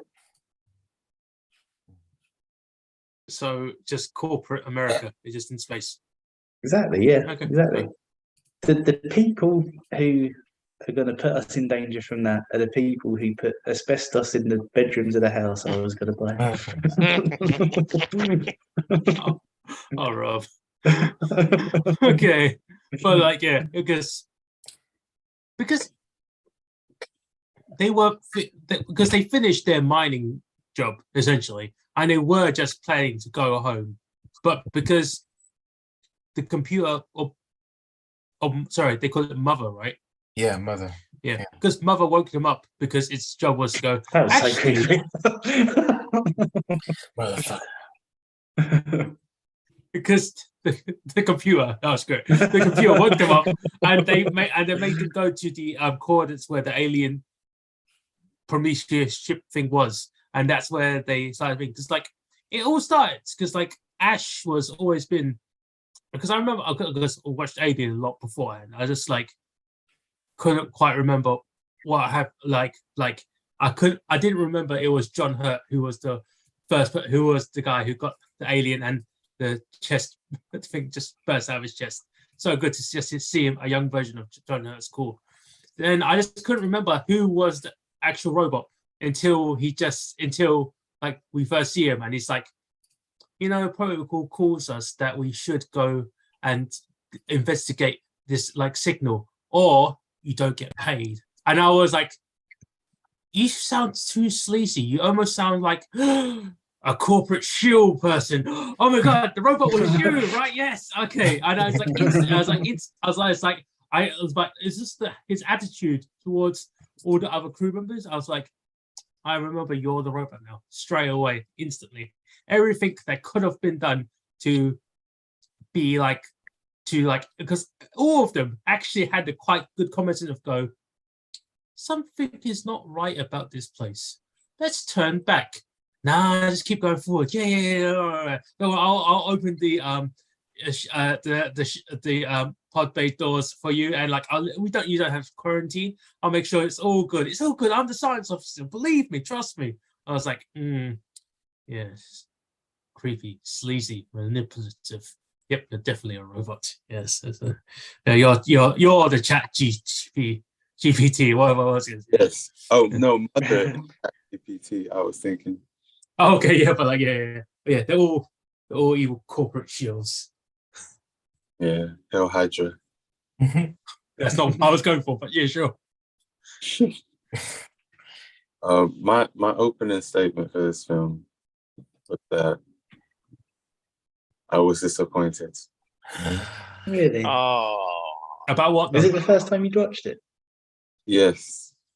Maybe you have to do what I did and watch the other three from the original quadrilogy and then watch it again. And be like, oh, it's actually good. Yeah, because let me tell you, there's one more sequel that's an absolute fucking banger, No. but not quite as good as this. No. Anyway, it's been on my list for many years to watch, and what do you call it? As controversial as it is, I like Prometheus. God, I don't fucking mind damn it! Prometheus. Really? It got me like when I watched Prometheus, it got me hyped for Alien. I was just like, oh, I'm really looking forward to watching this film. So I'm just like, yeah, I'm gonna watch this. And and then it was just annoying me. There was lots of little things that was just annoying me the whole way through. And I'm just like, They're okay. gonna have to make No, a no, new you- circle of hell for No. you. No, you have to This is explain surprising. what annoyed you, Emmanuel. You have to give some detail because you can't just say it annoys me. What Yeah. annoyed you? You got to give us a little bit more detail for that. There's a lot to that is annoying about Prometheus, even though I like it. It's still You a tell very, it, very don't annoying you? movie. Yeah. I mean, like- I've genuinely never heard someone come out of Prometheus and go, "I can't wait for Alien," and then watch Alien and go, "Oh, Alien shit." Yeah, I mean, Anyway. like if we could just like say Prometheus and we just go falling down, see why did you not just run across on the side? It's already fucking contrivance. It's not even start that conversation. Oh, But no. what annoyed you about it comparing it from Prometheus to Alien, Emmanuel? I am genuinely interested. I know it's annoying because I have to like actually go in my memory to pick out all because I find it hard. I am going to tell you, but I find it hard to remember things that annoy me because my brain doesn't want to remember them because they're annoying. Yeah, Oh, so okay, fair enough. That's But you remember the good things. yeah. But so Alex looking judgingly. It's like I'm bad. I'm so judgy right now. when it Fuck me. Alex When it- only remembers bad things, hates the good things. Oh, Yeah. let Emmanuel speak. Let Emmanuel speak first. Yeah. in general, when it comes to annoying things, it's usually about the characters. It's usually about, well, you have characters and other things, but it's not that, oh, this was a poorly made film or whatnot. There's just certain things that annoy me personally. I don't necessarily think they're terrible. There's just me, I don't like them. So you have certain characters. I think in the start of the film, quite a few of the characters annoyed me. You had the guy, everything made sense, don't get me wrong, but you had the guy who kept going on about his pay. But I tuned him out. He was kind of and then you had the whole let's go out. Let's go. The guy who gets the thing attached to his face. He's such an idiot. But I was just like, dude, what are you doing? What are you? Look, dudes, this is not the way to approach this. But anyway, obviously he gets what's coming to him. He does dumb stuff, gets dumb rewards. So Fuck around and find out, right? Yeah. and then I was liking Ripley for most part. There's some things I'm just like, what the crap? But and then obviously the robot, who we find out is a robot, is pissing me off most of the time throughout the film. I'm just like, most of this film wouldn't have happened if you just pissed the fuck off. Emmanuel, admittedly speaking, it was his job not to. Yeah. The whole point of the film is like the alien is the antagonist, but obviously the robot is the antagonist as well. I know, but that's the point. If the robot wasn't there, Ripley would have left those people out. I mean, if you want to do it that way, if the robot wasn't there, they wouldn't really have like landed on that planet in the first place. They would have went because, as you said, the guy who was like talking about his pay is like, "Am I getting overtime? No, fuck it. I know. I ain't my business. Fuck this shit. I'm gonna go home and party. You paying me overtime for this shit? No, let's go home and party. That's a very yeah. And then you had and that makes sense, yeah. And then you had obviously the captain stuff was starting to annoy me, and then the other lady. And I'm just like, oh my goodness. And then Ripley, I was just like, wait, you went through all that stuff and you ain't quarantining. Maybe she didn't have a choice, but she didn't put up enough resistance. I was just like, you should be more pissed off, even more pissed off, and more like, I ain't joining y'all, but we watching this. I ain't watching this with you. You are all idiots. Because they're all idiots. Anyway, and then you have the whole, okay, we're going to start cutting this, examining this. We don't know what it is. And we're not protected except in some dinky little medical garb. I'm just like, you don't know what the crap is going to happen. You don't even put on some thick suit or something, or a space suit or something inside just in case crap happens. And what? Acid goes through the floor, which I can't remember how he came up with the idea. Someone or something inspired him because he was stuck at one point writing how to get them not to shoot at the alien. I think it was the who was it? Is maybe the costume designer or something like that.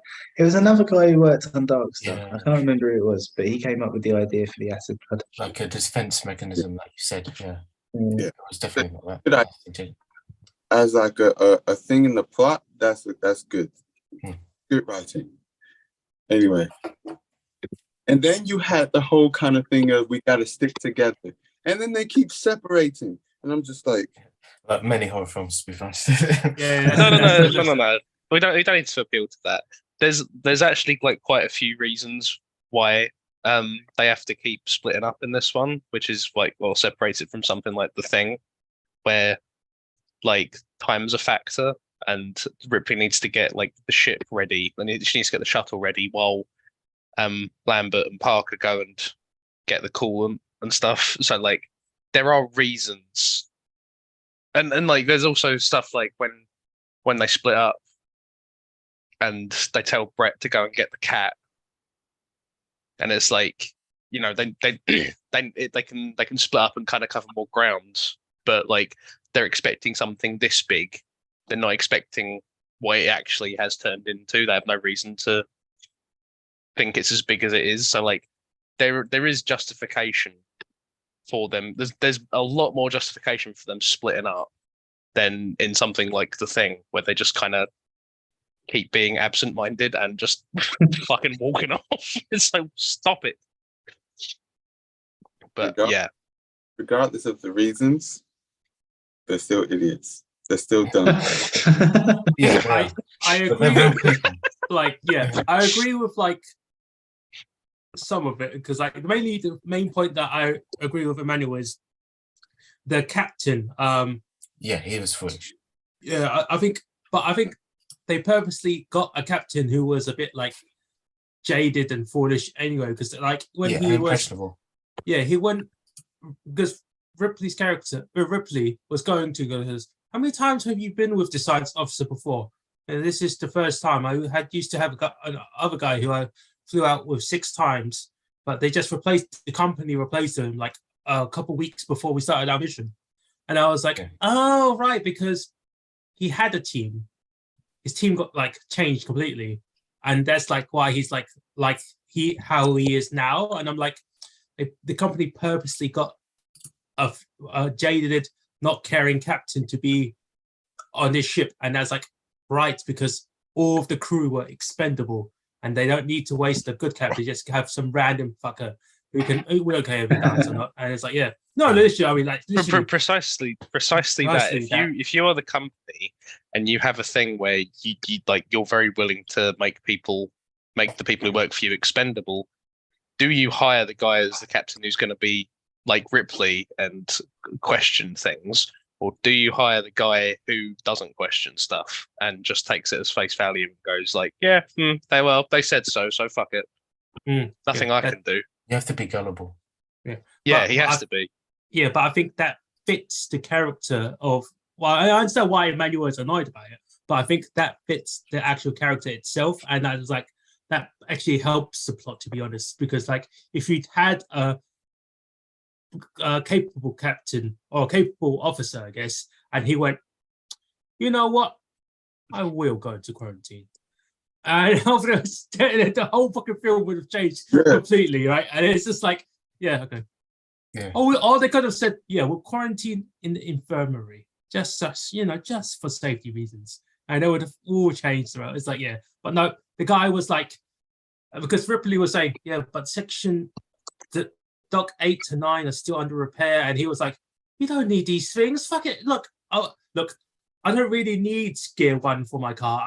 If I could just stick it in gear 2 and just rev it up a bit, we can still start the car. It's fucking fine. It's just go with it.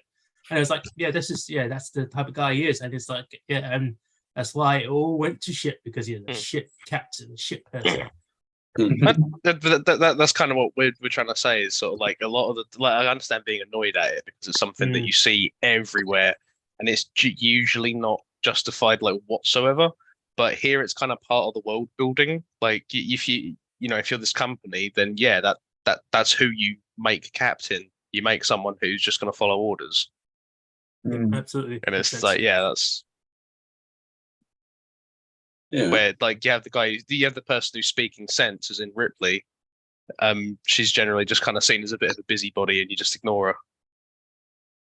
That's like the attitude that you foster, and it's like, yeah, that's kind of, there's like a point being made here.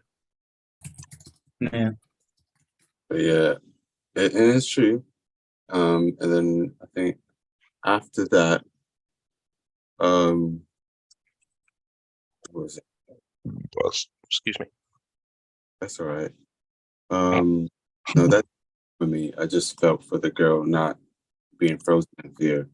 But at the same time, it's like, I wish you would move. But that didn't necessarily annoy me. That was just one of the things. One of the last things that, you gonna say Simon? Oh no, I was gonna say, did you say you mean like Lambert, because she was like scared and she could have used that opportunity to run away when the alien was like eating Parker, right? Yeah, I wasn't annoyed at the girl.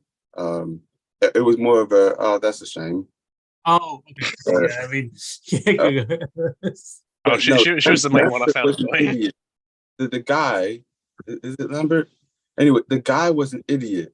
He just jumped at it. I was just like,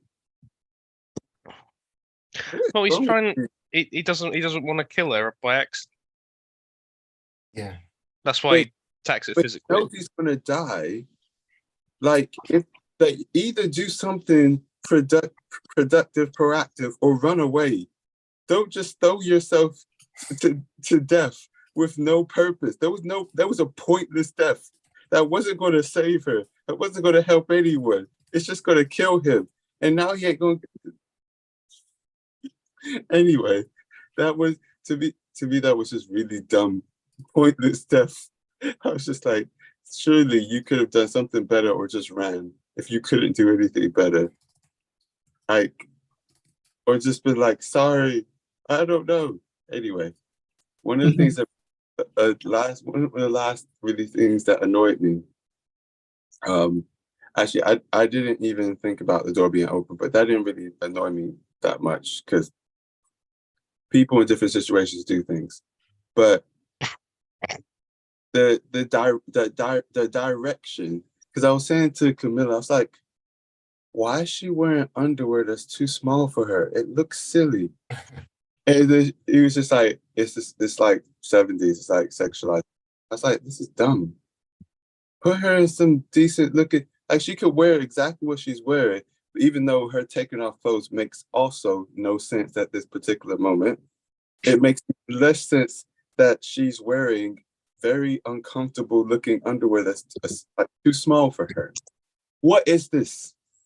Why are you doing this? When you're in space, maybe your clothes shrink. I don't know. This is back to the wrong shoes. Yeah, I mean, she's Oh. like on the ship on her own. I think she can like strip off if she wanted to. Yeah, she's I about to think- go back into stasis. So like, yeah, they're think in you their could- underwear. Oh yeah, that was Yeah. the reason why she was removing her clothes Yeah. because she was You going to go can- back into the air. You can make the argument, yeah, that was just like a very like perverted, lingering shot by Ridley Scott of her ass, just like when she's stripping off. So it's like it's a bit dated in that regard. I think Ridley should have had a bit more restraint. I think But it. you're right. No, it's actually the opposite of that. I'm gonna go find the quote about Sigourney Weaver's pubes, but you carry on. Oh, Okay. It would have made more sense, and there was certain parts where I would have liked a little bit more context in this film, like even about what was going on Earth, or like the reason they were given this mission, whether it actually sounded too good to be true or whatever kind of thing. It would have been nicer, more context to it, than just be thrown into the situation. But in this particular, in that scene where she's taking off her clothes, I wouldn't have had any issue with it if it felt like there was more of a build up to, okay, I've set this course to Earth, I've done this. All right, let me just, like get this over with and like get into the thing with the cat and just chill. But it's just like none of that or barely any of that. I'm just going to start stripping. And guess what? I have underwear that small. Like, no, like even I in found it. Northern part, why do you have underwear that small? This is It's space. The clothes shrink when you're in space. That's Yeah, I know. that's- She okay. just Okay, opened it up. no, Alex, tell me your quote because it's really cracking you up. God, tell us what you tell them No, what sorry, was I'm said. now laughing at you going, it's space. That's fine. Like she has tiny pants. Uh, The commentary by Ridley Scott he did for the quadrilogy box set about this scene is hilarious. He said she refused to pull up her panties and shave at all. We had to pay someone in 1979 something like $5,000 to airbrush out all her minge hair on every single cell of film. It took weeks. what? Really?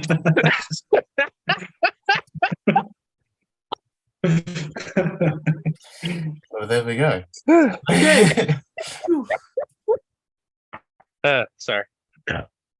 Continue. But what's this? Okay, but for the world building stuff about what your context of what was happening on Earth, was that explained in Prometheus? Because I haven't watched Prometheus in ages, and like I completely forgot about it. You lucky soul. I don't remember it being explained in Prometheus. No, not the context that I wanted. The context I'm looking for is like you get in a lot of different films when it's like they might have gone to space or just before they go to space. You get an understanding of what the state of like humanity is. Like it would have been nice to have, this is not an annoying fact. It's just one of those things that would have made the story a bit better for me.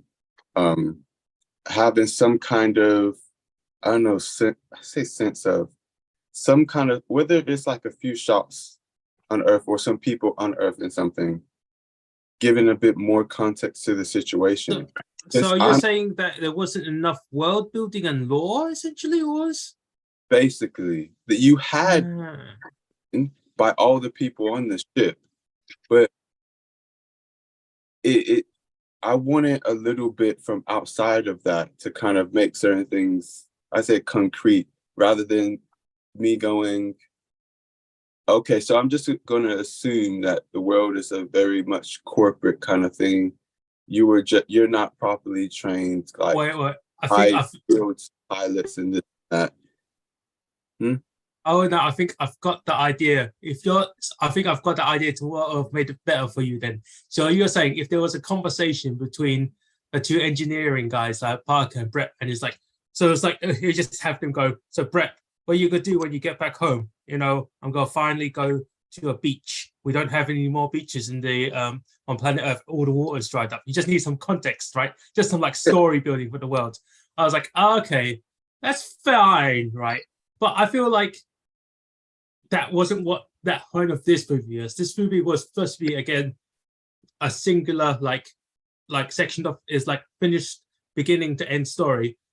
Afterwards, when you had Aliens and Alien Squared, that all that world building was actually finally added in. But of course, that's arguable because like if you have too much added into like one film, and you are not planning to make it into like a series or a sequel, right? And you go, yeah, this is our story. We don't really need to add too much to it, because if we add too much, it becomes it becomes a flood of information. There's no need for this information. Just need a simple, clean, scary monsters film, and that's kind of what they're going for.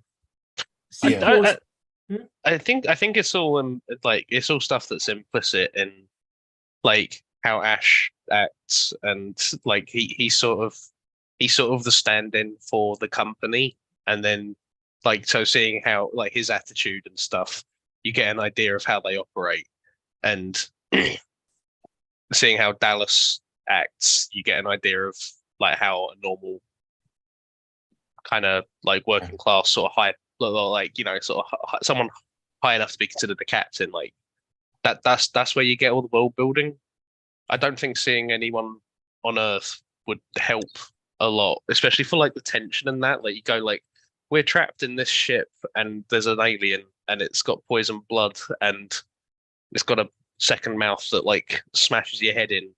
But oh yeah, no, Barbara's in her garden on Earth and she's having a cup of tea. Like I felt that detracts. And also, Emmanuel, I realized they did have this conversation as well. This was, I mean, it was overshined because the next scene, John Hurt is on the table with an alien and everyone's screaming because of the blood on their face. Because they had this conversation about the food they were eating.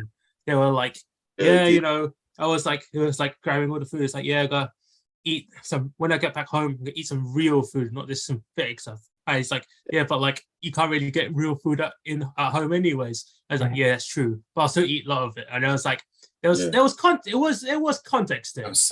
It was very subtle. It was like, because the next scene is just them eating. Yeah, then and afterwards it's like, oh yeah, well, yeah, we completely forgot about that. the conversation they had, because all the blood is going everywhere in the faces. Well, oh my goodness, why was he eating at the table? Because he was fine. He didn't feel any pain.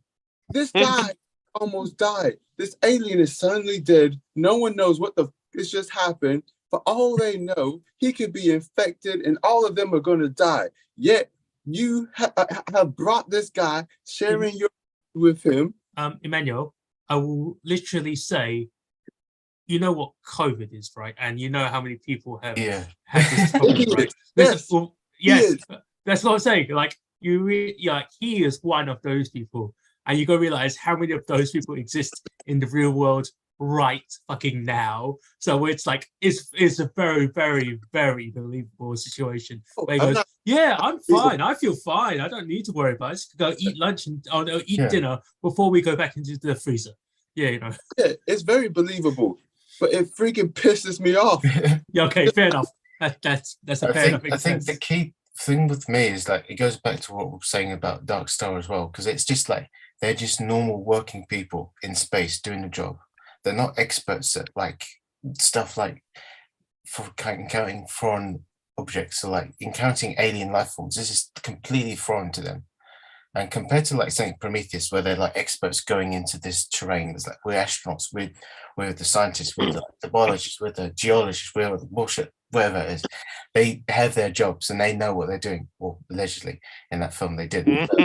In this I was going to say they somehow do worse than the truckers. Yeah, exactly. In this film, they're just shipping containers from A to B, and they're just doing the job. And then this random thing happens, and they don't know what the fuck they're doing. They're just like encountered something that's never happened before ever, and they haven't really had this. It's not in the blueprints. It's not in any of their job descriptions of how to deal with this thing. So I kind of give them all of pass, even if they make the stupidest decisions that me and you would not do. It's kind of like, well, what would any of us do in that situation? And it's like, this is so like, oof, how would you deal with it? So you can understand how things would get so out of hand so quickly. Because they're just normal people trying to like, I just want to get home. I don't care. Well, I just want to get home as quick as possible. That if we get John Hurt in, great. Get him in. We want him to live. We all love him. It's fine. Let's get him in. And we don't think with any common sense at all. And like someone mentioned, it's like COVID all over again. It's like people just want to just get on with their day-to-day life. And that's what Alien was trying to, like, the people on the ship of Nostromo are just trying to just do their job and get home as quickly as possible. That's their priority. And it's again, it becomes like a slightly more meta version of this conversation of like, we know that this alien infected him because we've watched this movie. Yeah. But like, if we did, like, in their version, they don't. If something happens in that world where there's no such thing as obviously that movie where there's a face hugger, we get infected and stuff. It's like they have no concept of this. This is all very fresh and very new for them. So I feel like it's always a chance that something completely unexpected could have happened because, again, they probably have like information about aliens, I guess, but like it's nothing as like and nothing like this is why the companies set off to get a specimen, because it's like it's the perfect being and we can do weird other science experiments. I know it's like, that's because it's literally the first of its kind to be discovered by mankind, and we've got to take it to do experiments and or whatnot. And it's like, okay, fine, but it's just like, meh, you know. I think it's the whole kind of thing that, like you said, you have a bunch of normal people. Quarantine and stuff is a thing, but obviously none of them really care about that crap as they think about it. I do wish Ripley cared a bit more, but at the end of the day, there's a bunch of very foolish people who, because of their foolhardiness, it is very annoying, because it's just like, for me, because I'm just like, I see where this is going. I don't need to watch much more to kind of just guess. Yeah, she's probably going to be the only one who survives this among this whole group of people. Yeah, that's if she makes it out. I kind of don't know what else she wanted Ripley to do. Like, she said, no, I'm not letting you in. And then she just got completely, like, supplanted. Everyone kind of just went, no, this is happening anyway. No, not that. She couldn't have done anything. At the end of the day, the robot was there for a reason. That was going to happen regardless. And the crew was put together for the reasons it was put together.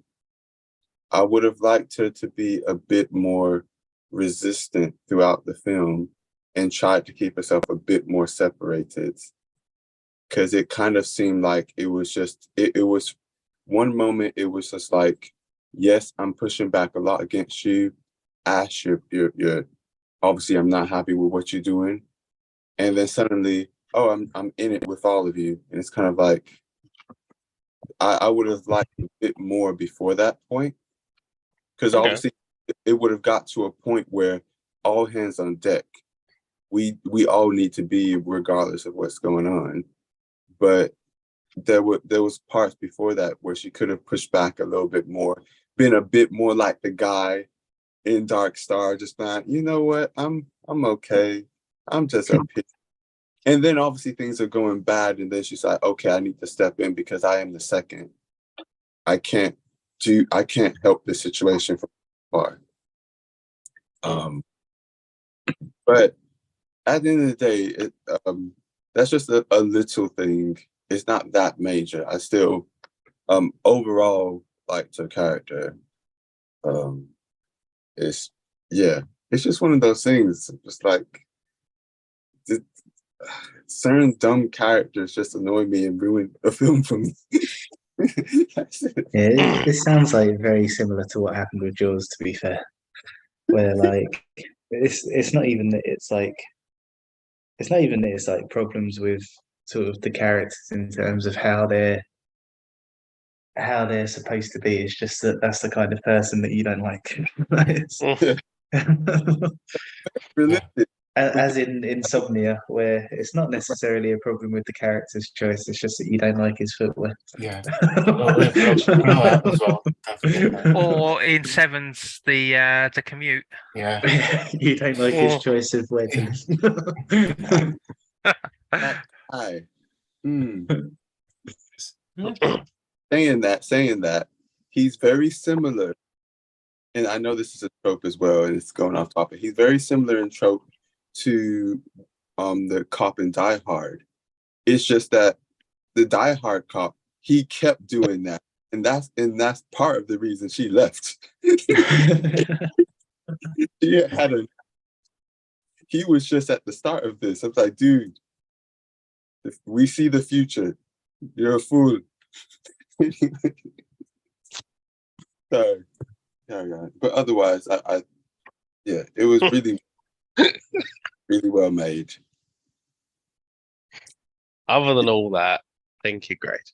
It's fine. I would like, unless, in case anyone knows, I would like to know if they had any kind of problems syncing the audio from like different scenes and ADR and stuff, because there were a lot of like lip syncing issues throughout the film. And I know back then it was much harder doing sound, so I don't really got much from that. They still did really well, but even Miller picked up on a lot of stuff. It was just like, there's quite a few problems with the sound right now. Why is it sounding weird? Why is it sounding different? And obviously it's much harder back then, so I wasn't, especially seeing Blowout reminded me, that reminded me of like how much effort they were having to put in physically and analog and mechanical actually get these things together to really make it believable and work. But I wonder if they had lots of problems with it, because there was lots of audio used that was either not from that scene or recorded maybe afterwards. Yeah, I did. From the making of, they did use a lot of ADR. Most of the audio and dialogue was all like post-production. Man, that's hard, especially back then. Because I've never clocked that. I think they had a lot of like machines and like air conditioning units just like messing up the sound, so they had to re-record it.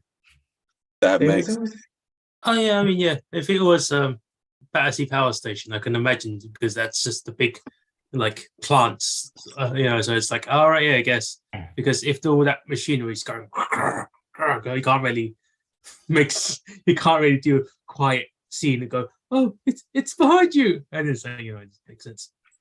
There's also a thing as well, like I don't know how much it interfered it, but some of the lighting rigs were borrowed from The Who because they were rehearsing next door while they were filming it. I did see What? Really? Yeah. Nice. So I don't know if maybe like that interfered a little as well. Yes. like serious scene, and the Who was just like. One thing that it was kind of a shame. I like get why he did it, and a lot of filmmakers like did this kind of stuff back in the day, but the actor regretted it. The black actor, I'm sure you know, like Ridley Scott, told him to like actually antagonize Sigourney Weaver. Yeah. I didn't hear this. And like off the kind of filming kind of part of it, so that there'll be actual tension. But it's just like, if you're good enough actors, you don't need that. And also he regretted it, because yes, he really like respected her and liked her. Like he just wanted to be friends on set. Oh, you cannot be friends, you must be enemies in real life too. It's just like, well, not exactly like that, but you get what I mean. Yeah. I was gonna say that was a great Ridley Scott impression.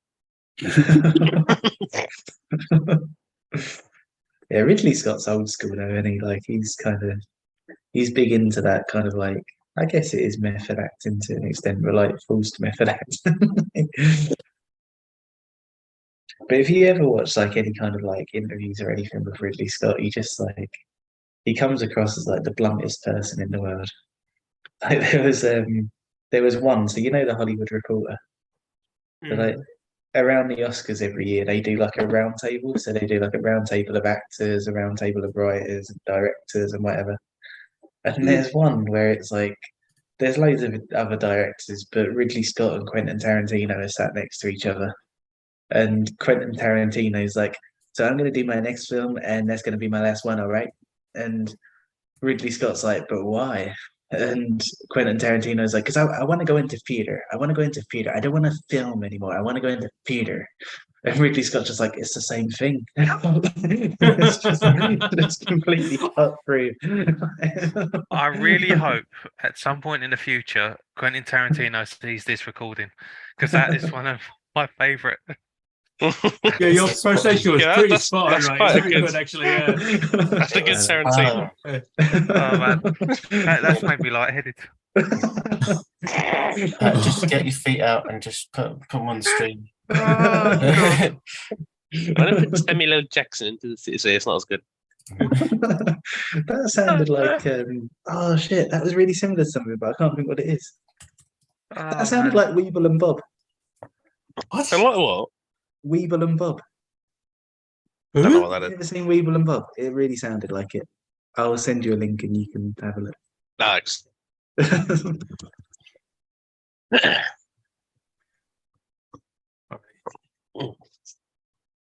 I think my next question was for Manuel as well. It's like, how does this compare to Prometheus? Is what I was going to ask him next.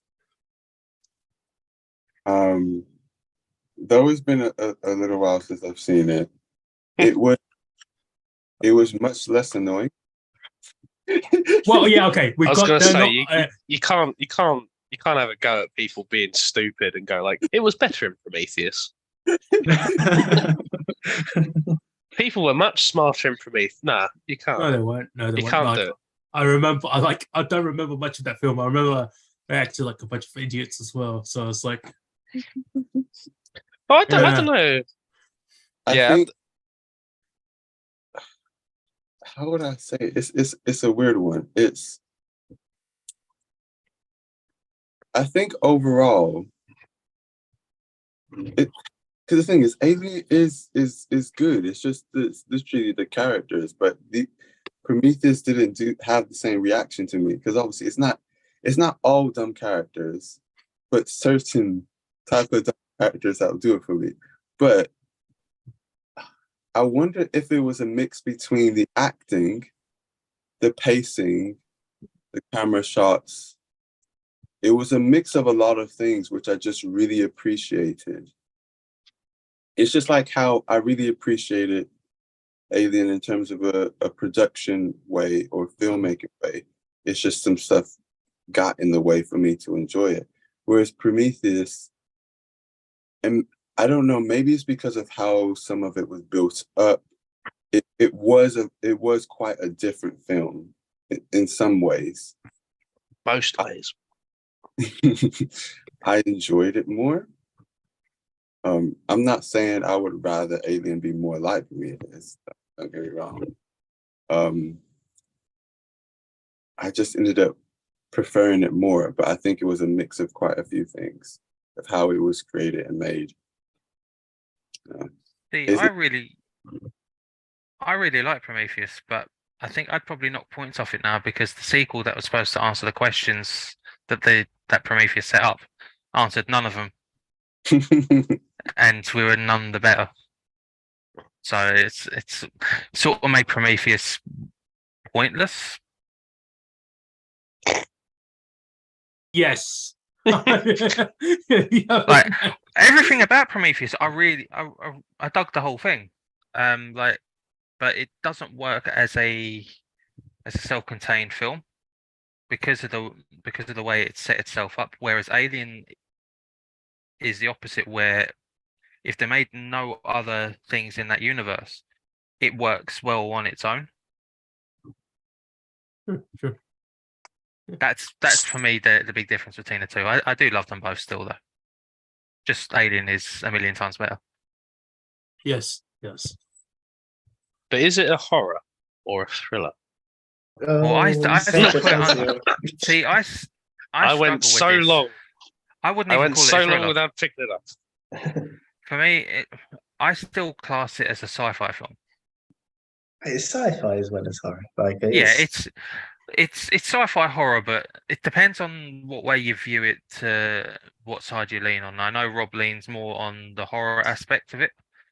I sort of lean slightly more on the sci-fi aspect. So I think for me, I don't think the sci-fi is necessarily the point, No, because it's yeah, it's sort of like set in a future kind of situation where we're mining other planets and all of that kind of stuff. But like it's all kind of it's all geared towards this is something that could be terrifying in the future, rather than like exploring the idea that we got there and all of that kind of stuff. see, I didn't mean for this to be an actual segment. I was just taking a piss out of John. that's what I quite like about the whole series in general, because like Alien, if you take the sci-fi aspect out of it, Alien's a horror film, Aliens is an action film, Alien 3 is probably more of a thriller of sorts. Alien Resurrection doesn't exist. Oh, Good. Well, I've got a soft spot for Resurrection. That's a weird thing to say about the best one. And Alien versus Predator and Requiem is what we now call Requiem. Yeah, there's Alien vs sequel. Predator 2, essentially. Oh, that's Requiem. Oh, so, right, so right. like back in the old days you'd have your silent movies. This one is the non-visual movies. Because you can't see a fucking thing. Alien vs Predator Requiem was so over the top stupid, but I love it because it's so over the top stupid. It was so dark I had to check I was still awake. Yeah, it's so Brilliant great. It's so description. it's so fucking stupid, and that's what makes I it great. don't know what happened in it. Like I gave it straight once because I don't know what happened. It's the world's least contextual radio play. The first Alien vs Predator had potential, but they did it Fucked it up. badly. They fucked it up so badly. Yeah. Alien versus Predator was awful, man. I don't know why they bothered. Like the idea, like you could, if you had someone with half a brain cell, you could have made it work, but they sort of had both the alien and the predator working against what their natural instincts are, just to make them fight, like in that scene in Godzilla, let them fight. Well, I mean, like, but it's not even that though. It's because like it ruins the concept of Predator, because Predator is supposed to be it's fucking badass. He's supposed to be a hunter. He's supposed to use stealth. It's supposed to be very scary. These versions of Predator weren't scary. They were They were stupid. They were like the teen punk version of Predator, and it's just like they're like the baby versions of Predator. Predator. That sounds wrong. Actually. I see someone on Twitter compared the old version of Predator and the new version. It's basically baby boomers versus the millennials. But fucking hell. But like, yeah, those Predators were like rookies, and they didn't have any training, and it was like, yeah, but Predator is supposed to be cool. You just made him uncool. Why did you make him uncool? Why did you do that to them? It was very disrespectful for the Predators. Essentially, was that. That's why in the second one they went, okay, now let's get a very old school Predator that has been like got 2 guns and has like all of the fucking equipment, and make him fight the aliens. That will be much better. But they still fucked it up, because as Pat says, it was all filmed in the dark, where aliens are also in that pitch black matted uniform, so you couldn't see shit. And it had that one scene that grossed out me and John when we first watched it. It's where the aliens impregnated they had the face hugger for the pregnant lady, and that was really gross for me and John, because we just saw like it was really disgusting to describe, but it's like it freaks me and John out. I was like, ugh, gross. Ugh. Then afterwards, like lots of Predators came out of it was gross. Like those films were that bad that they were probably the worst versions of any Predator film, considering we had Predators Oh, yeah, But for Predator. me- yeah, shit. The only saving grace to that was Keegan Michael Key, because he was fucking brilliant again. Oh, I don't know. I just find Okay, him if we're gonna funny in general. If we're gonna have start having takes like this, we need to go back to Alien. I think. Okay, okay. Shut up, Alec. Hey, there's no reason to praise that one. I You, didn't you praise gone, the you gone film. too far. You gone too far. I just praised Keegan Michael Key. No, back. I think. So why are wait, you muting him? No, wait. Who's Morpheus's character? Who's the actor who plays Morpheus again? Jesus that's- Christ, man. That's I think Lawrence the name was Morpheus. quite The that. sequels mixed Lawrence up. Fishburne. Lawrence No, Fishburne. no, Yeah. it's Lawrence Morpheus. No, Lawrence Fishburne. No, Lawrence Fishburne's character is kind of funny in Predators, I guess. But like that was about it, though. That's the only thing I was gonna say. His character was funny, but everything else was like, it's me. I Back to actually Alien. have that film on Blu-ray as well. As I said before, Oh man. the film industry thanks you, Pat. Yeah. Unfortunately, I have Alien Resurrection, so sort of balances out. I guess. No, I mean film industry still thanks you for your for you to willingly, pay money for these things. So it's all great. Well, it's a case of if I want to watch it again, at least I won't have to pay for it again. Fair enough. Fair enough. Favorite scenes in Alien? Yes, let's talk no more of Predator. Until I choose it. My favorite scene was when Lambert died because I wouldn't have to hear any more of her inane wailing. That's so mean. That's Alec. This was this was kind of why my impact score is as like low as it is, because I was just like I don't think the characters acted logically, but I did find quite a lot of them irritating, or just generally I didn't like them or care about them. So when they died, I was like, yeah, that's great. I'm here for the alien, really. Like, not to say they're badly written or anything, because I do think you obviously you'd get a Brett and a Parker, but on these kinds of missions where they're just in it for the money, and then you get, yeah, I think we've gone over this, like Ash and Dallas as being like sort of extensions of the company and that. But yeah, I didn't feel particularly like attached to anyone who wasn't like Ripley, and then yeah, Ripley goes and saves the cat, and I'm like, okay. So yeah, I didn't really feel much emotional attachment for them, and I was just kind of like, let's do a cool kill with the alien. That's great. Let's do it. So that's kind of where it fell down a little bit for me, but like, I think the story is generally really good. There's like only a few bits that I'd have a go at, but like it's like the difference between like 0.5 being taken off it. Like I think that's like a nice thing with this, but because like I'm sort of like, if you're gonna split up for Brett to go and get the cat, you could go with him, and then you could like close off that little warehousey room also at the same time while he goes and gets the cat, and then you've got the cat, and then so like there's, but like, at the same time I can see why you don't think it's that big yet, or you don't have any reason to think it's that big. You don't think it's going to be like a big job or anything, so that's why you don't go with him. And it's like there's an argument the other way. It's not a big deal. Same with Dallas, where he's in like the vents and he's got Lambert screaming in his ear. I'm like, why did you go down the fucking ladder? You have your back to something. Like you could just, if you just look behind you, you could see there was nothing behind you or that way. So you could go, oh, it's on another level. So that's fine. But instead he panics and goes down a ladder and gets killed. But it's like, again, can see why you panicked, because you have someone screaming in your fucking ear. and you're like tense enough as it is anyway. But yeah, these are like the ones where I'm like, okay, that's fine. I can see an argument why.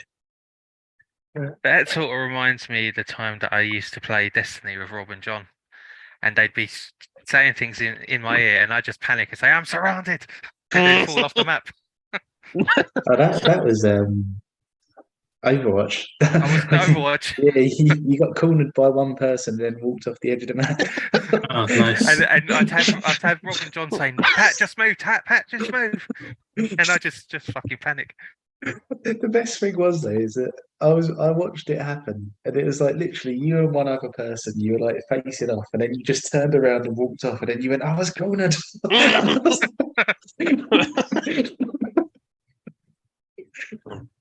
Oh, that's brilliant.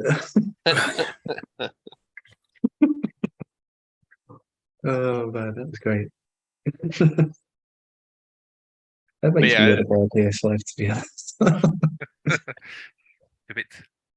You'd have to go way further to make me want to do it. But I don't want to give honorable mention to Kane going through the ship. I think that's like a really cool little showcase of H.R. Geiger's sort of art style, but like on a big matte painting and like blown up. And I'm just like, damn, that was so cool. Like, why is it all so big? Like, why is it all?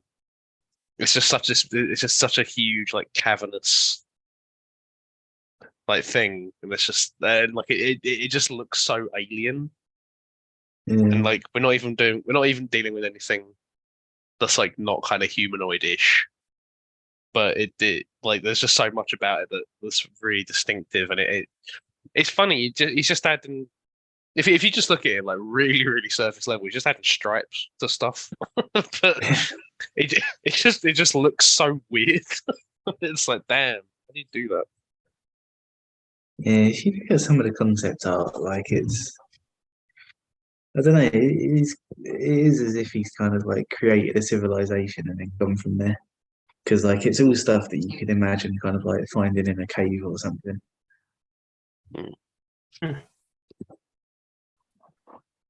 Although there is one bit of concept art that just it's a massive palace. Like it's nothing else. You find it.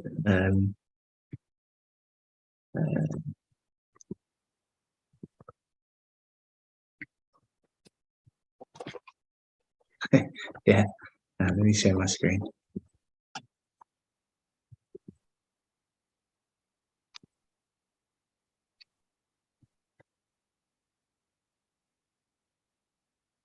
There we go. Can you see that? Oh wait. Oh yeah, it's a very. It's a massive phallus. Like you can't really argue that it's anything else. That's what Geiger said. Yeah, that's basically the idea. I just wanted to draw a cup. Did you imagine that's the only reason he designed it like that? It's like, no, it's just thinking, yeah, it's a metaphor for how scary a penis is. You know, it's like, yeah, it's like, is that what you've always been trying to say? Yes. What if a penis had a body? That's not a human one. Hey man, you know, it's all fun and games until you find one in your salad. Then it's very scary. Okay. So, favorite scenes is actually the vent scene, but not because of Alien, but because of The Simpsons. And it's just like, what a sentence that was. Because it's because this movie is so fucking iconic, right? And everything, and like there's been parodies about this film since, and like references to this film for fucking ages. It's just but it's still definitely like, it's this movement, it's right behind you, oh my god, run away. And it's just like, that scene has been done to death for so many things, but it's definitely the funniest with The Simpsons because Willie is stuck in that vent and Sandy's little helper is like just right behind him, and it's just like, yeah, it's hilarious. I just can't help but find it funny. Yeah. Favorite scene is that scene because of The Simpsons. Nice. I genuinely don't know what I'd go for, to be honest. Like, because it's like, I don't know. I think that like there's probably two obvious ones, right? Like the obvious ones would be the chest buster and the ending sequence. But But- they're kind of like they're two good bookmarks actually, because that's kind of like that's so. Well, actually, I don't know. I think before the chest buster, you kind of get like that sort of like sense of dread that I was talking about.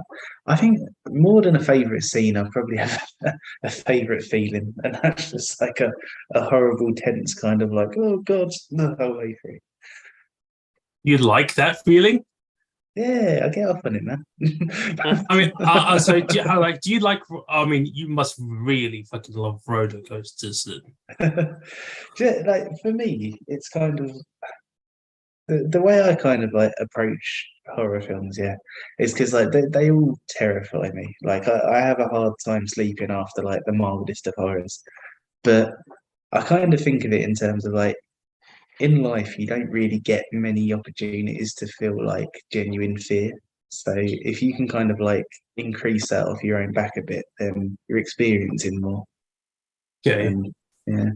I thought you said gay. No. Okay, like what? No. Okay, but like, I feel like Rob, do you don't wait? Do you have a PS4 or PS5 or do you PS4. Okay, how many horror video games do you play? Do you play Silent Hill? I did. I used to play Silent Hill. I haven't for a long time. And I feel like you would really enjoy the new horror games. I feel like you would, if you enjoy that feeling of like existential dread and like tension. I think horror. I think you, if you like horror that much, I think horror games will probably be peak for you then. Well, Rachel's brother-in-law was telling me about this VR game, and the idea is that like it sort of like it tracks the motion of your eyelids. So if you like close your eyes or blink or whatever, like the threats kind of get closer. And I'd really like to try that. Oh, let's see what I think That sounds horrible. That's Phasmophobia or the Morgatory game. I can't remember what the name of that one. But both, but those are quite scary games. Yeah. I can imagine that's like really immersive. Like just being scared to blink. Like I can't. Yeah, I think that's really cool. I feel like I'm in a better place to recommend this again. But you remember I kept recommending Alien Isolation? Oh yeah. Alien Isolation is great. So as well. I recommended it to him, and I'd only played the opening chapter. So it was so bad, right? I'd played about 20 minutes. Bearing in mind, Pat had recommended it to me. I was 20 minutes in, and I wasn't sure what I was supposed to do. And I was like, Pat, can you just tell me what to do on this bit? And he was like, oh, I haven't done that yet. And I was like, but I've been playing for about 20 minutes. And he was like, yeah, I didn't play it for long. And I was like, well, See, I recommended it because it was more the atmosphere of the game when I sort of loaded it up. It took me ages to play through it because the game fucking shit me up. But having played through it now twice, I'd probably say it's one of the best sort of horror games, along with the likes of Dead Space, in terms of that feeling of dread that you like. Wouldn't necessarily say, well, Resident Evil can have that, but it's a very different type of horror. Resident Evil was a bit more like jump scary. Yeah, but like the remakes are a lot better. But in terms of like that dread that you get from the Alien films, Alien Isolation and Dead Space are probably your best two options. You know, I think one of my favorite memories in that kind of way, right? And it's one of the most disappointing experiences I've ever had is watching this film as an adult. But it was the Amityville Horror, because when I was like 13, it scared the shit out of me, right? And do you remember on the PS2, the standby buttons were red, like they were little red dots, right? Yeah. So I used to have my PS2 standing up, And in the Amityville Horror, there's a scene where they look out the window and there's two red eyes like staring back at them. And I watched it on my PS2, and then that night I turned my PS2 off. And as soon as I turned it off, I saw these two red dots, and I was like, ah! Oh, that's great. That's great. Yeah. I can't. You can't play this game, this demo rather, anymore.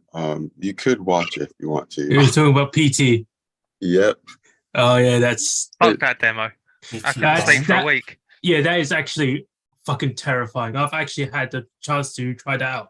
That is a legitimately scary fucking game. Oh, like, well, no, yeah, it's still considered a It's- little like demo of a game, but that is legitimately fucking terrifying as a game. it's- So Rob, I don't know if you heard about PT, but it was like a precursor demo to like a Silent Hill game. It got cancelled. Mm. Oh, is this the guy who made Silent Hill was like Kojima, leaking yeah. stuff about it, right? And then it came out, and yeah, Yeah. I know this, yeah.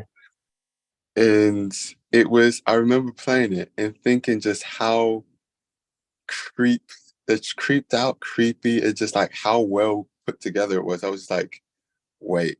And it's just like lots of little things you're investigating, but then suddenly there's certain things that start happening. And it's just like, no, this ain't right.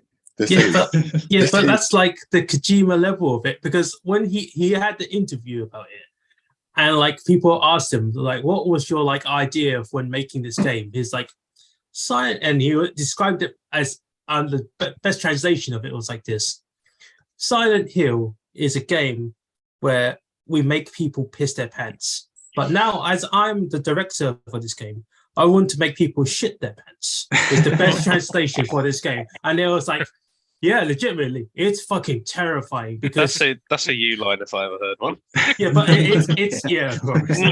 But like that game is legitimately terrifying because as a person who've played it before, I literally got freaked out because it's not just jump scare scary, it's atmospheric building scary.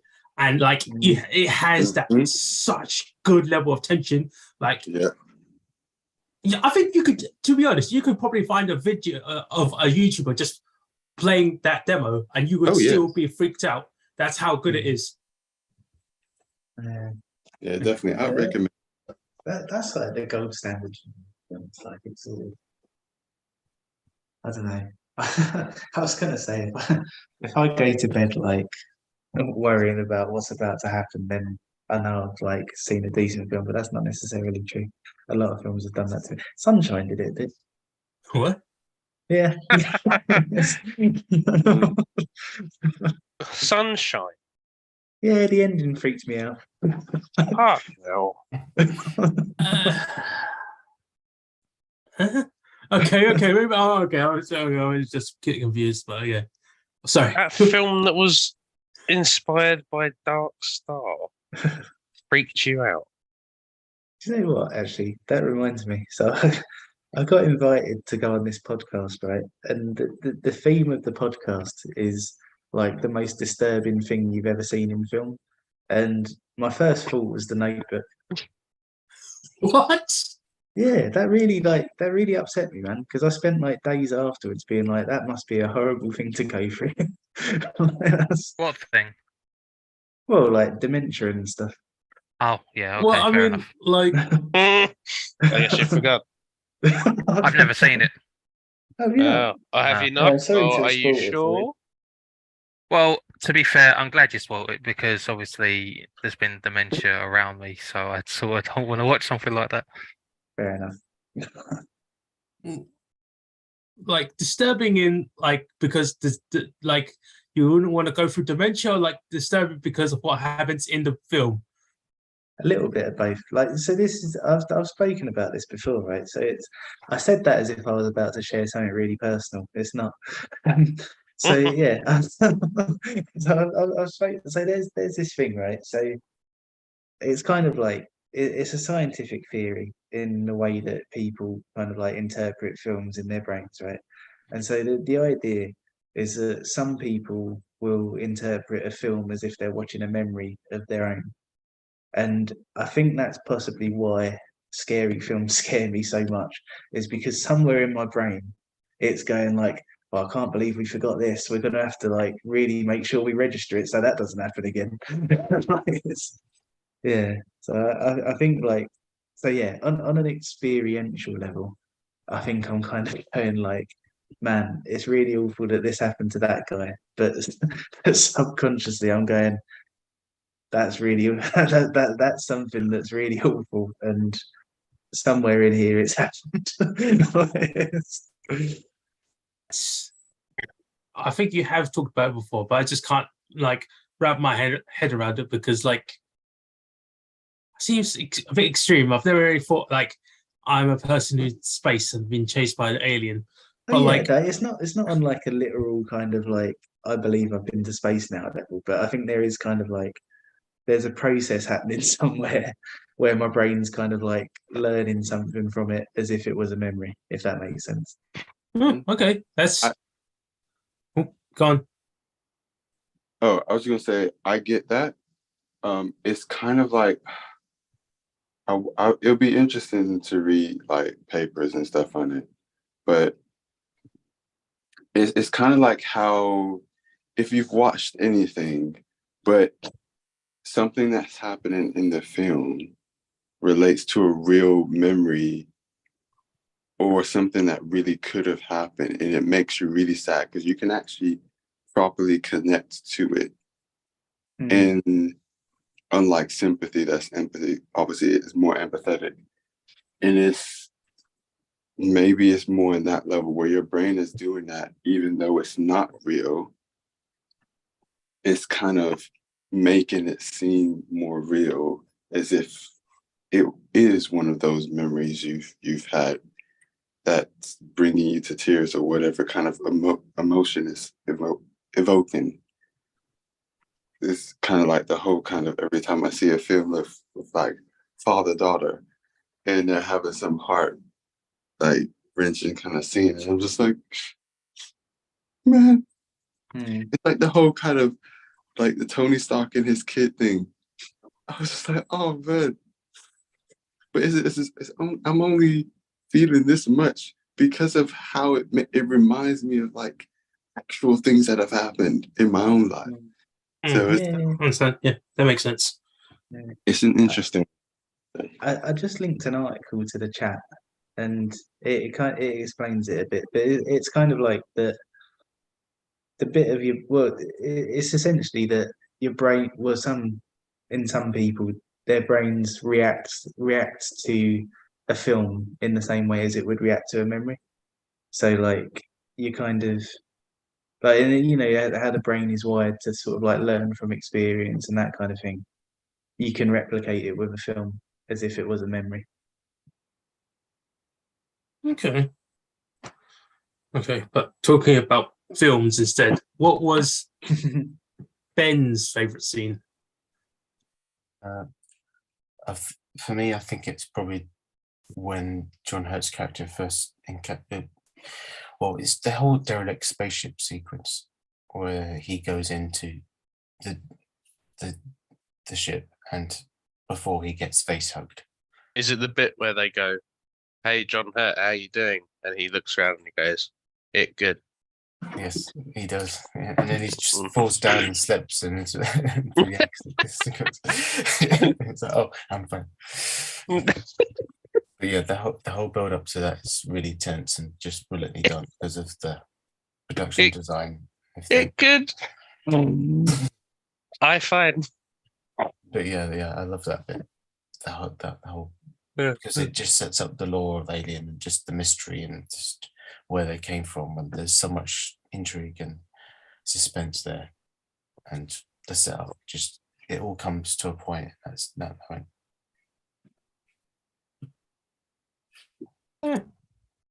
So, who else? I'll do mine then. Uh, Like Rob said earlier, it sort of would be easy to say that whole chest burst thing that probably affects me the worst in it. Really? Yeah, just because like you've had the whole sort of situation where he's been face hugged, and then you've had the situation on the ship where they're trying to work out what this thing on his face is, and then miraculously he's okay, he's sitting there at the table. But it's the fact that something's burst out of his chest. It sort of it makes it hard for me to breathe when I watch it, because I imagine it happened to myself, and it's just like it's very restricting for yourself, like it. But I feel like that'd be still too easy of a scene to say would be my favorite. But I probably mentioned my favorite one earlier, where it was when they were on the second ship escaping, and the alien was in the actual structure of it.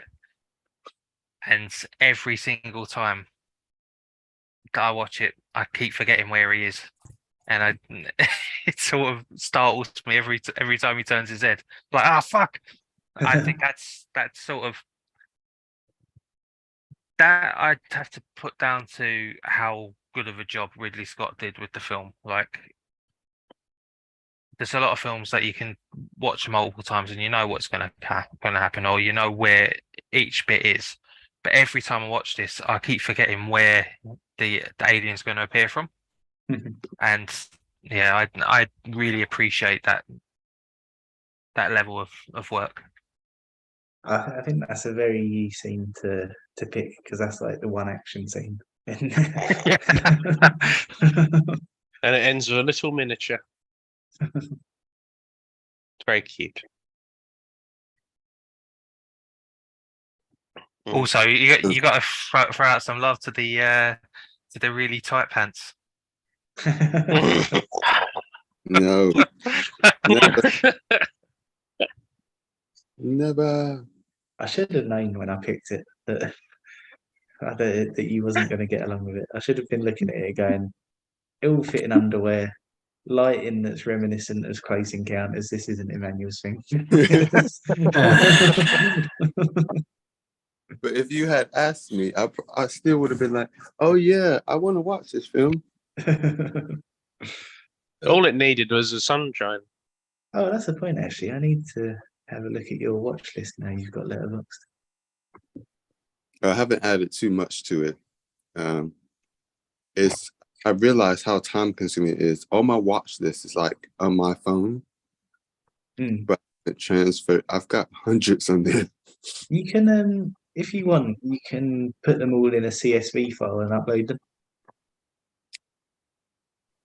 That's a good idea. I can do that. And that would be Will he? Is another question. When he has time. Oh, when will I? Yeah. You know. Oh, you've got some interesting films on here, man. Emmanuel, your lighting is reminiscent of Alien vs Predator 2. Yes, very much so. I'm embodying the film. No. I can see at least 50%. It's nothing. Yeah. It's nothing like Alien vs Predator. It might be like the first one, to be fair. You gave me a bit of a jump scare earlier, man, because like when you, I assume like your phone was on a countertop or something, but it was facing the ceiling, and I thought it was facing the wall, and then you came back and shot from the side, like just in a sort of, I don't know, in an angle that it shouldn't have been possible, and I was like, yeah. I love it. Nice. Oh, Nice. That's great. Okay. I think it's hard for me to pick a favorite scene, but I think the two scenes that are my favorable, or just, I guess, good feeling scenes, is when she actually gets the cat back. I was just like, oh man, she actually got the cat. I don't know what it was. It's just, I could just, I don't know, imagine lots of people going, yeah, she got the cat. I'm just like, I guess she wanted company. Not this guy. There was a review that I saw on Letterboxd that was like, don't take your cat to space, it doesn't need to stress. Yeah. I was just thinking of that scene from Steve Zissou where they're escaping the island where all the pirates are, and they're like most of the way away. And they go, oh no. Like they left the dog behind, and they go, oh shit, we forgot Eddie. And And then they just kind of keep looking at each other for a bit, and then he's like, "Bye, Eddie." That's it. What's that from? The Life Aquatic with Steve Zissou. That is a great film. That would be a statement pick for Goat Round. I was, I was saying, sorry, I was talking about this to my mum yesterday. She was like, "Yeah, I mean that makes sense because you've never had like a pet that's actually like been like part of the house. Really, you've had pets, but like they've been outside or this and that." And then I was like, I kind of get it from Dad though, because Dad always complains about going back for the dog on like a sinking ship or something. He's like, "Why? It's a fucking dog," and I'm like, "But Dad did also have cats, so like, I don't know." But yeah, I just don't get it. I just don't get going back for a stupid mammal. Like I maybe could see myself doing it for Frank because he's got a lot of character. And it's just the idea of him sort of just having such a cursed existence and just walking around, and he's still just going. And I'd be like, God. I can't let Frank get eaten by an alien. God damn it! But it's a very special case. Yeah, it's that whole family member thing, isn't it? Also, Frank, I think, is very easy to immobilize. Like you just pick him up and you just walk off, and it's like there wouldn't be any of this hiding bollocks. There wouldn't be any of this making me jump bollocks. There wouldn't be any of this attacking me bollocks. I would just pick Frank up and I could walk. It'd be very simple. It'd be very easy to locate. He had a bit of a stroke the other day because my mum cleaned his ears and he didn't like it, so he went and hid under her bed, and I had to like tempt him back out with some chicken. Was the chicken the second resort because you went sausages and he went no. She did actually too try many sausages, and he literally like so she said sausages and he was under the bed just looking like, and then when she said it, he literally went. Just stayed there. That's Oh. great. I actually this is completely unrelated. I had a thing that freaked you out. Oh, yeah. You know how? Sorry, this is not related whatsoever. I just heard of the existence of this this dog. You know how you have the buttons for dogs where they press it and there's food Oh yeah. or something like that. There's this dog on TikTok or something, and it's got like 100 buttons. It's got this whole network of fucking buttons to communicate with, but it's had it for like so many years now that it started asking things like, "What am I?" and just existential Oh, sort man. of things, Yeah. and Yes. like, am I owned Oh wow. and stuff Wow. like that, and Did it go, "Where are my balls, Summer"? I Is this- referenced that. I referenced that. But like another one where like it hears something outside and it goes, "Are people coming inside? Are they bad people?" And like, Holy shit. they've had to take it away. They've had to like give it therapy and stuff like that, and put it on like antidepressants and things like that because Holy it's like shit, man. become too conscious. I don't know what the name of it is, but Oh man, That's terrifying. I thought it was going to be the same as the. It's weird. The dog that I follow on TikTok that has the bitch button. Yeah, I What? thought it was going to be that story of the dog that's just like food, and they're like no, and he's like bitch. no. I've given you existential dread dog instead.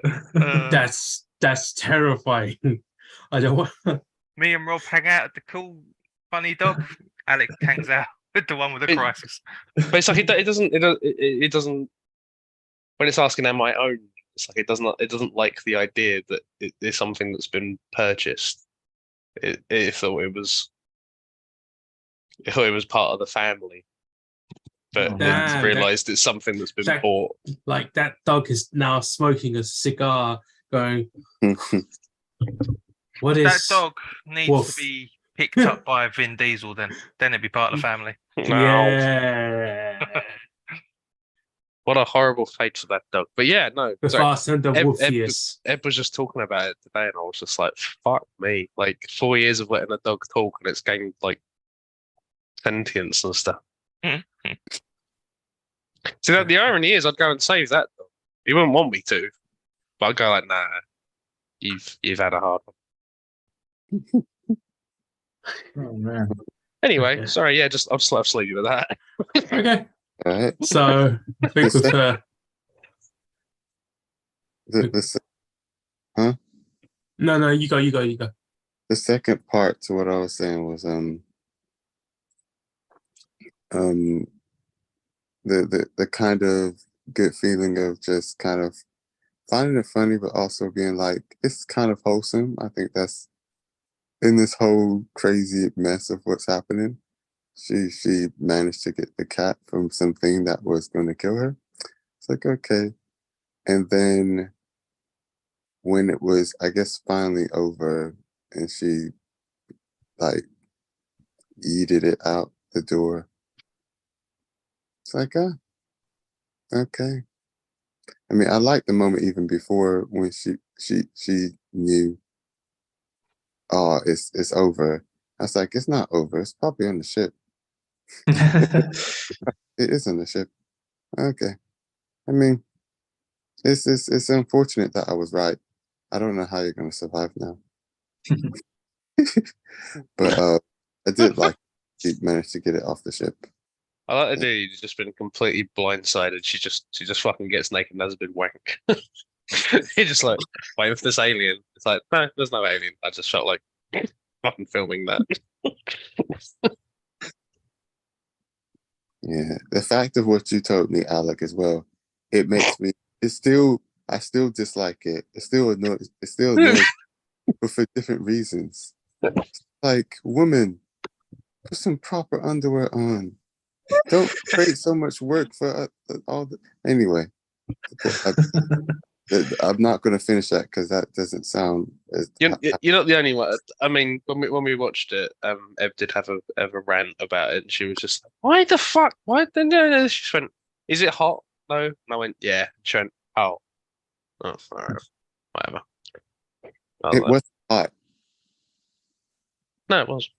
But oh, sorry. Have you guys did the Fifth Element on Film Club yet? Yeah. Okay, I was about to say, wasn't there like Mila Jovovich's weird costume in the beginning of the movie where it's literally just a bunch of like bandages and straps? I was like, isn't that worse than just weird underwear that is a bit too small for you? Well, Sorry. I think there's room for both, really. Yeah, I mean, yeah, like fashion and like functionality wise, you could do both either way. that wasn't necessarily the problem they had with the film. It was more the person making the film that they had the problem with. It's weird that you picked the two Ian Holm films we've had, though. Yeah, I remember saying on the Fifth Element call that I couldn't watch him eating dinner without expecting somebody's chest to burst. Oh man. But you didn't pick that. No, Dan did, but no, I said that's what I said on the call. Not, Oh, okay. not when I picked it. Okay. I did love the little hints for Ash, though, and like he's talking to her and he's drinking. It looks like milk, and you think he's drinking milk, but then you realize later it's some kind of white liquid that he's using to replenish himself, and it's like, oh wait, it was semen. Yeah. On that note, John got to him early. Yeah.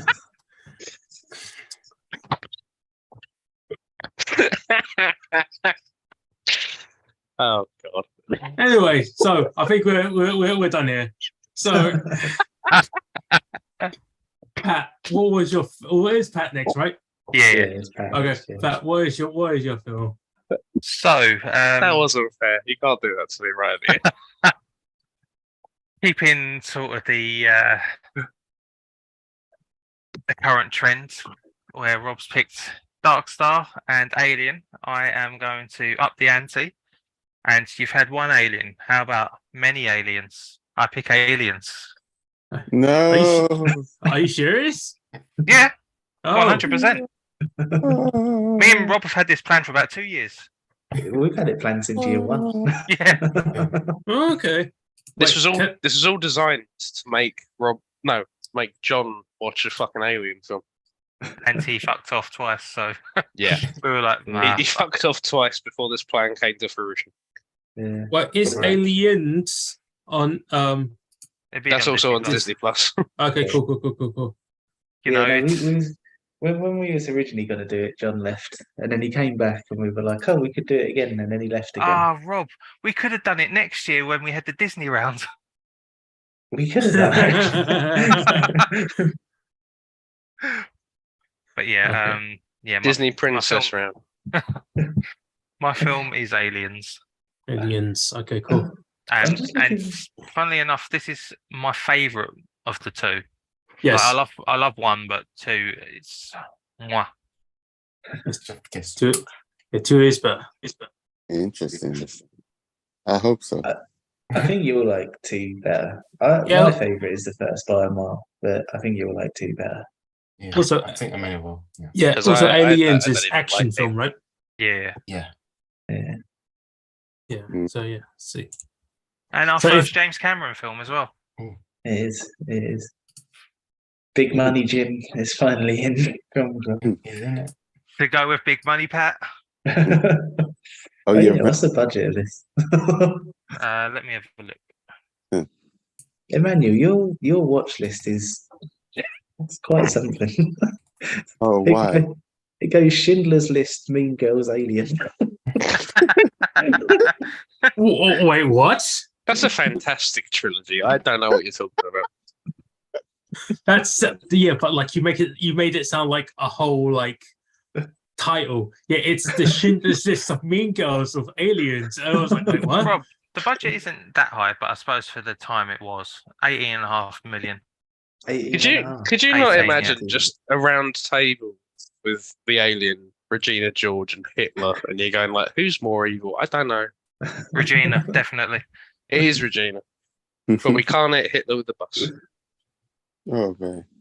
Random question in case y'all know, but is Elemental, the film coming out soon, is this the first Disney Pixar collab or on a film?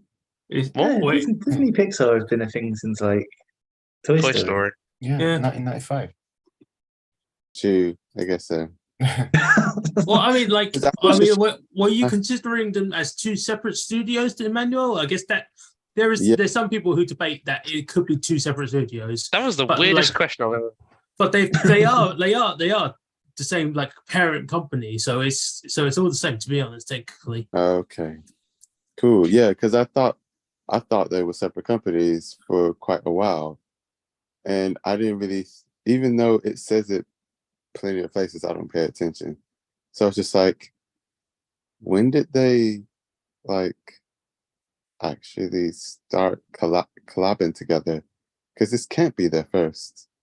No, because like The first time Yeah. I'm probably noticing. They've done like 20 films now, I think. yeah. Unless someone is got, I feel like someone might just suddenly just jump in and go, no, excuse me, to correct you, there are two separate studios, and it's gonna be a whole fucking like conversation that we don't know about. But from what I remember, it is the same parent company, so they're technically the same studio.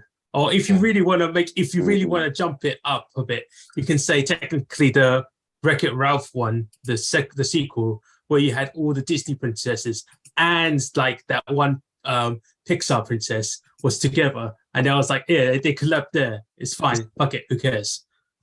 Yeah, I think it was its own company up until like 2005, maybe 2006, and then Disney bought Pixar entirely because they only distributed Pixar. They think it didn't was- have the company, but then they bought the company like they bought Lucasfilm, and they all merged into one. That Oh. might- It's just that- distribution yeah, that deal might be true before. as well. I think it was during the Incredibles. I think it's when we saw Yeah, Disney it's Pixar the around that word. time. Yeah. That makes sense, because that's why I was trying to remember. I was like, when did they first start using Disney Pixar as a kind of like thing.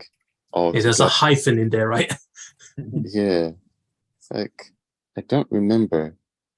Also, if you guys like the new Elemental film kind of reminds me a mix of Inside Out and this other film that's neither of them called Lucky. If you like Pixar films, I would look up Lucky. It is on Apple TV, though. Oh, Alex not watching that then. Is that a short movie? A short film? I think I remember the name. It's not a short film. It's a full feature animated film. Really? But you would think it was Pixar if you didn't actually look at who made it. Okay. It's got that very much feel of that kind of film. It's I really liked it. I thought it was really good. Then you find out it's by DreamWorks, and you go, "Oh, that makes sense." Oh, is that Pixar? Who is it by? No, I mean, it's a free. Is it a 3D animated film? Yeah. I mean, like, if it's not Disney, if it's not Pixar, it's probably by like 20. But it's by Fox or something, right? Oh, it's like it's only one of those like general like sort of films. Or it could be by Universal, but it's like unlikely. It's like kind of it's probably a bigger production company. Or it could be by Netflix. I don't know. It's made by Skydance Animation, so the animation part of Skydance. But isn't Skydance part of Universal Studios? I don't know. Are you still talking about Elemental? Well, No, we'll talk about. I said Lucky. Sorry, Luck. It's called. I said Lucky. Is it about the lady with the black cat? Yes. Oh yeah, Oh, I think that's I know I think that's Universal Studios. It's interesting that you said that about Pixar actually, because Skydance Animation, I'm sure, is run by John Lasseter now, and he's the guy who directed A Bug's Life. Oh, Cool. Yeah. That's really cool. that's neat. And you were saying Skydance is Universal, isn't it not? Oh, I mean, like I could also be mixing it up, but again, this is me being. I was having a quick nap during the call. I'm half asleep, half fucking. I'm dying of tiredness. So I think as I say this, and I'm doing John Cena going. You can't see me. Yeah. You can't see me. I think they're I'm gonna have a. distributed by Paramount Pictures. See you. Oh, okay. Paramount then. Okay. Oh, it's good. It's going to either be HBO, Paramount, or whichever fucking like big studio. They're all making their own shit, to be honest. And we'll eventually, essentially, I mean, like you got the Netflix animated TV shows now, and you got like HBO animated TV shows. Like you can't mix it all together. It's all fucked up. I want to watch the new Animaniacs, but it's on HBO, and I can't really get HBO here. It doesn't work. So it's like, oh, fuck it. And it's like, oh, pirate life for me. Yeah. So, so we just will try to do it that way instead. But as I was saying, I'm going to go to sleep now. I'm fucking tired. Got to work tomorrow as well. Yeah, same. It's all right, Si. You've only got one overlong film this week. Overlong. Overlong. Overall? What? There's only one overlong film this week. Yeah, Overlord. Yes. Overlord. Yes, Overlord. Great anime. All right. No, we don't do that. No, stop. I mean, you will be doing it soon enough once my animes get released. No, Okay. Don't make me watch an anime. I'm gonna make you watch. I'm gonna make you watch a Double Bill anime in a second. Yes. There is a Double Bill anime film that I kind of want to do, but we'll discuss that another time. So for now, good night, guys. We already watched an anime called The Grinch. That's a cartoon. That was a great deal. Yeah. Yeah, an anime is a cartoon. An animal. Anyway, see Nah. you later, guys. I'm off too. Um, Later, Gators. Later, motherfucker. later, See you guys. guys in a bit.